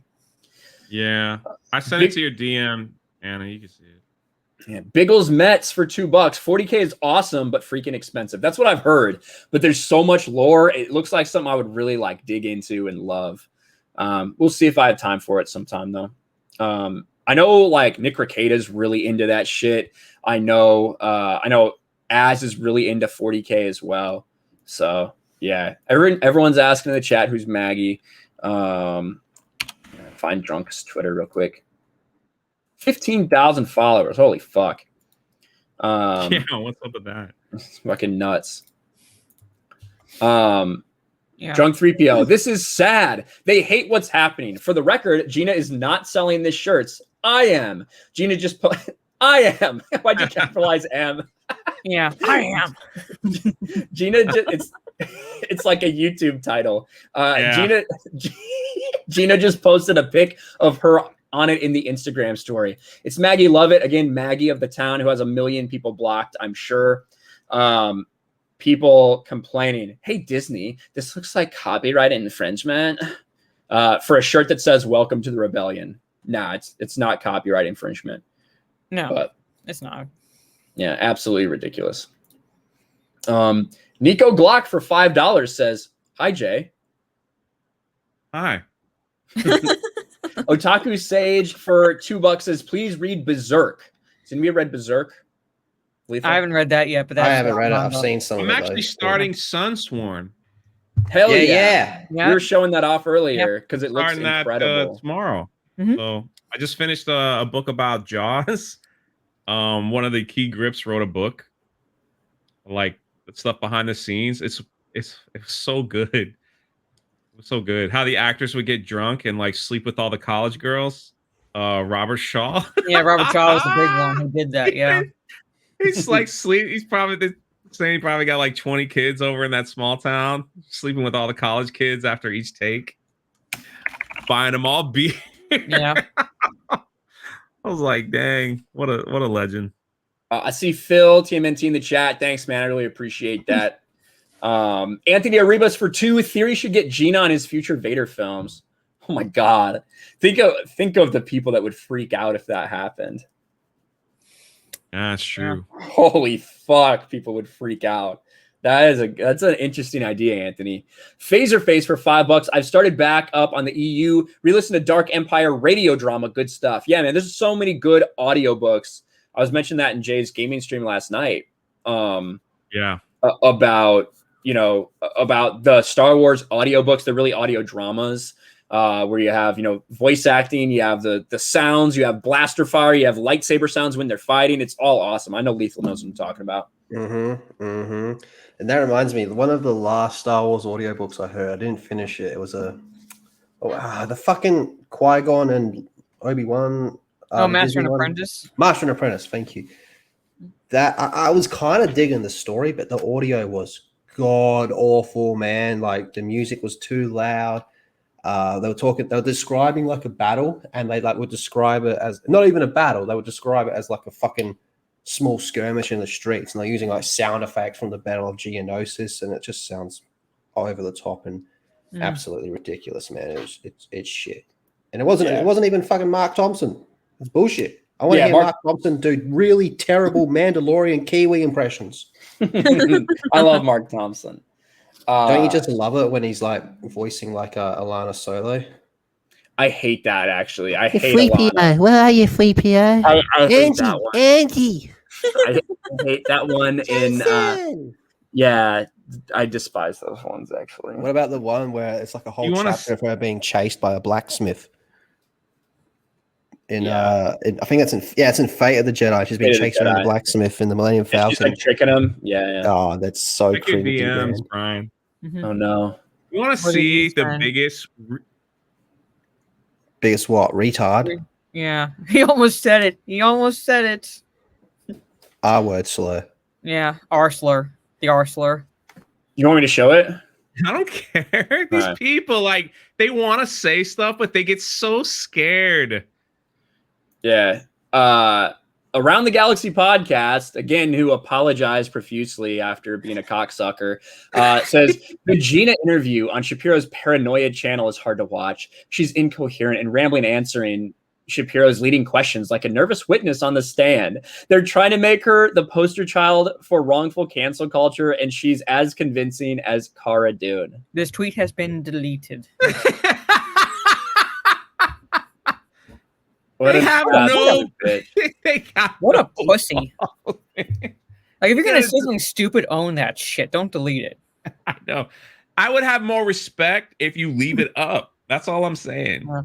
Yeah, at least do it.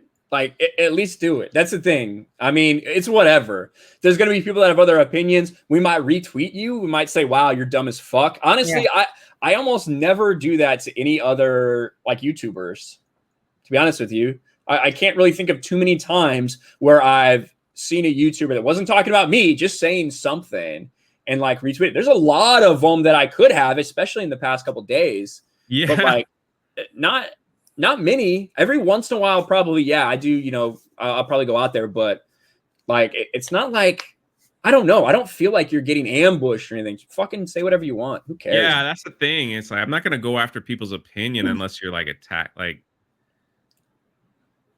when you call people names and bully, that's not an opinion. That's being a bully. Like that stuff needs to be called out, but you know, have the cojones to leave it. You have the out. balls, you cucks. Speaking of EU characters, Mithron Naruto for $5. Is it fair to still support things like Zahn and his new Thrawn books and Respawn games, Jedi Fallen Order? Don't want to punish them for all this. You got to just don't let anybody else convince you what you should be doing. If you want to buy something and you think it's okay, buy it and support it. I listen, I have read a couple of the new Thrawn books. I don't like them. I do think they might be the best of the new canon stuff, but it's just not the same character. They're trying to make him retell these stories so they can get Thrawn and use Thrawn. I'm not a big fan of those. Jedi Fallen Order I thought was fine. I thought the story was pretty overrated, but yeah, just do you, man. Whatever you feel comfortable with. I'm not gonna shame you for how you spend your money. I really like the second that's Thrawn huge. book. Spend your money how you want to spend it. Yeah, that's like I I said buy earlier. candy I don't- corn with my money. like I said earlier, like I don't care what you spend your money on. Just don't be a hypocrite about it. Don't be a hypocrite about it. Basically, if you say you're going to not support anything, then don't support. Then don't say you're not going to support something, and then go out like next day or two and buy that like product of that said company that you said you weren't going to support anymore. Just don't be a hypocrite about it. The one with Vader was decent. I really like that one, the second Thrawn book. My problem with that was they kind of turned Thrawn into like a MacGyver type character instead of being like a Really? Sun Tzu type character. Yeah. Yeah. Dr. Blue Box for $2. If you guys want good content, check out Nerd Forge. Does anyone know what Nerd Forge is? Never heard of it. Sounds kind of kinky. Nerd Forge? Nerd Forge It doesn't at all. That's why it's funny. Where's your mind, drunk? Where's your mind? I just like how Ryan. I like how Ryan reads the super chat. So Will's heading out. See you, Will. Appreciate it, buddy. I don't know what you're talking about. You're just so happy about it. Cow and Hey Friends guys, for $5. if you want to see new contact, you should contact Nerd Forge. You guys ever heard of Nerd Forge? It's just funny. Sorry. All right, get it. It's a chick that paints stuff, from what I'm gathering. Oh, that's cool. Cow and Friends for $5. Jack White. I know that name. It's it's the Joker. Quick, get Batman in here. Is that what you mean, Jay? Jay can listen to me read super chats. For I hours. love it. It's fun, especially on the Mario Kart one. Is the best ever. It progressively gets worse as my night gets worse. Christopher McHatton for $5. Still pissed at Disney for the Gina Carano thing. She fights for what she believes in, and Star Wars could use people like that. Hashtag cancel culture.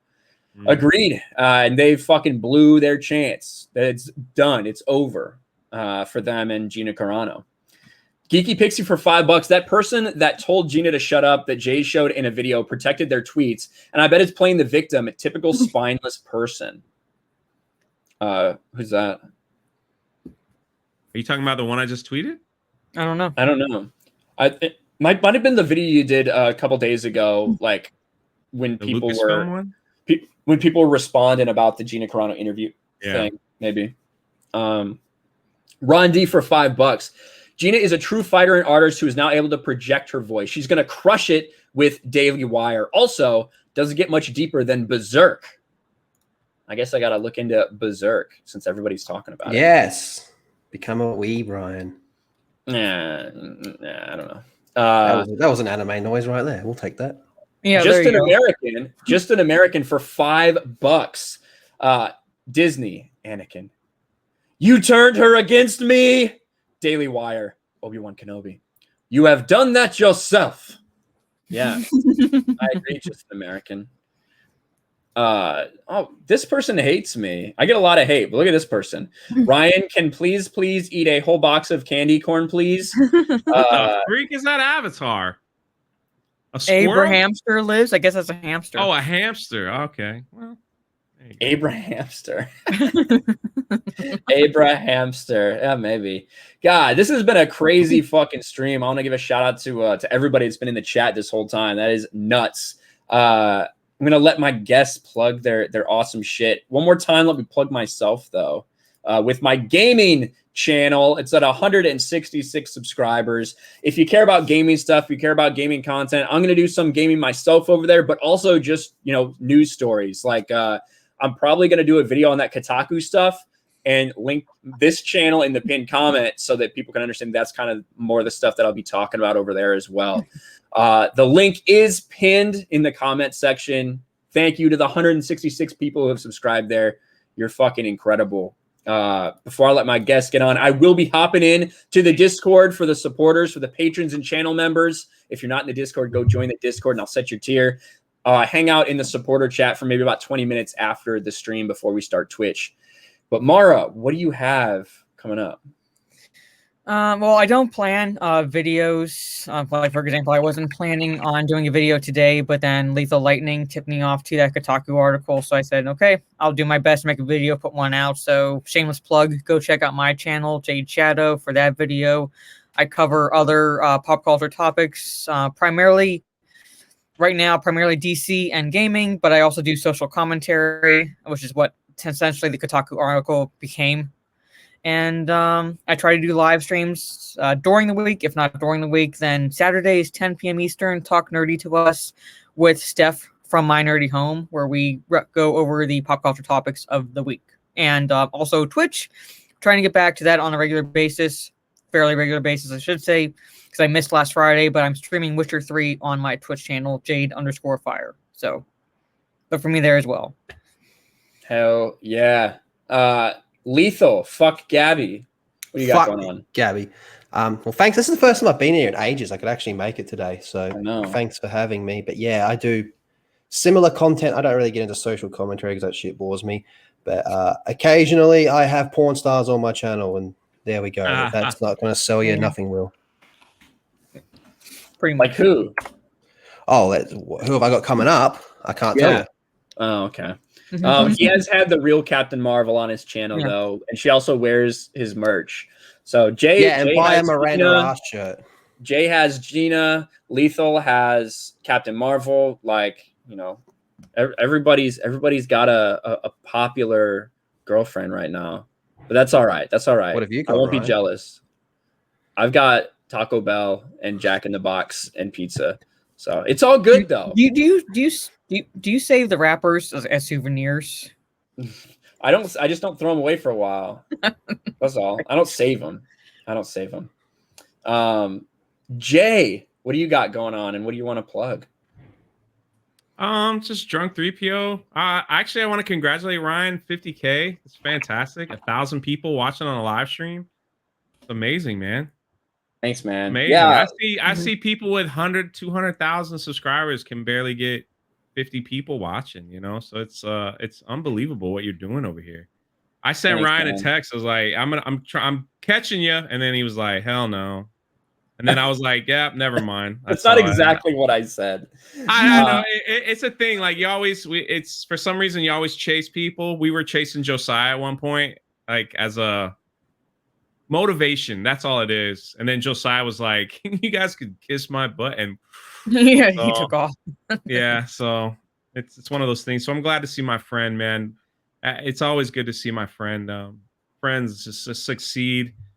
You know, and like you said earlier, YouTube is such a weird thing. Like your channel could be drop dead, and then next month it's just thriving. So it's so weird, you know. It's so weird. So yeah, it really is. It's just it's peaks and valleys, man, and it's all about grinding through the valleys to get to the peaks. That's what I kind of think. It really is. Yeah. Really is. Kathy Turman says Wendy's is his girlfriend. Yes, I like hot and spicy redheads. So yes, Wendy's is my girlfriend right now. I've seen that Wendy's Twitter account. They would destroy you. Yeah, they will. Yeah, they will. Lethal. Mark Smith for $20. Thank you for supporting Gina and standing up to the bullies. Not even a question, man. Like, I think all of us here try to stay true to ourselves and speak our mind. And when Gina went through what she went through fucking 6 months ago, a lot of us were very quick to say, this is bullshit. They're trying to bully her into this. And it's just spiraled ever since. And now we've all got her back no matter what. So thank you for the super chat, Mark. And then Midnight's Edge After Dark for $5. Congrats on 50K from your internet uncle. Good job, kiddo. Thank you, Tom. Yeah, Tom was there in Las Vegas before I actually had a channel for a fan meetup there with Gary and Jeff from World Class BS. So yeah, it's nuts how far we've come in like a year and a half, but here we are. I will be on, me and Jay will be there as well on Mario Kart tonight, starting in about 40 minutes from now on Geeks and Gamers Twitch. So geeks_and_gamers. Young Ripa is going to be there. Star Wars Theory should probably be there as well. So it's always a blast. And then when we're done with that, we jump over to see Lethal destroy the late Americans that stayed up late. Yeah, I love absolutely tearing apart American children. Hold on. I also like beating them in video games. Yeah. Man, Redneck Trekker, I'm drunk off love, man. Not off alcohol. I'm actually on a diet. I haven't touched alcohol in like 2 weeks. Awful. Just do clear alcohol. Yeah. Less calories. Like tequila? Yeah. Kevin Mayer says, can I chat without donating? Oh, fucking clear. you just did. Yeah. There you go. It was easy. Otaku Sage for $5. I'd love to see a Star Wars fan's opinions on the death battle between Obi-Wan and Kakashi from Naruto. Yeah, I don't seen know that one. I watched I don't know. Death Battle. Yeah. If you like to see a Star Wars game, Uto, like like What'd Ghost you of say, Jay? Tsushima, like a Star Wars game, like Ghost of Tsushima. I fucking hope not, because I'd be so tempted to play it. Yeah, I would love to see it. I mean, was playing it the other day, like I was replaying, the game. I'm like falling in love with this game again. It's just so good. Are you playing Legend? And I'm trying to like Yeah. give you tips on the chat, like do this, I and know. you're like, Mara, help me, It's still help so me. good. yeah, Read the absolutely. A Ghost of Tsushima Star Wars game would fuck me up, because fuck Yeah. Star Wars. But Ghost of Tsushima is awesome. Yeah. For those who are wondering where the stream is going to be at tonight, that is the Twitch link for where we'll be live in about 37 minutes from now. I do want to say shout out to everybody here. Thank you, Jay. Thank you, Mara. Thank you, Lethal. Thank you to everybody in chat. We had over 2,000 people. What the fuck? That's insane. Jay's blowing the fuck up right now. His streams are crazy. Lethal caught a good wave as well. Mara's back to doing videos, and it's all good. And I'm happy for my it's a great friends, thing. man. Winning. Yes. Hashtag winning like Charlie Sheen. There you go. Ah, you watched the stream. I did. Yeah. Even if I'm not always in the comments section, I'm still there. But thank you to everybody. Again, patron channel members, quick chat over in the Discord supporters voice chat, and I'll talk to you later. And as always, Fade in.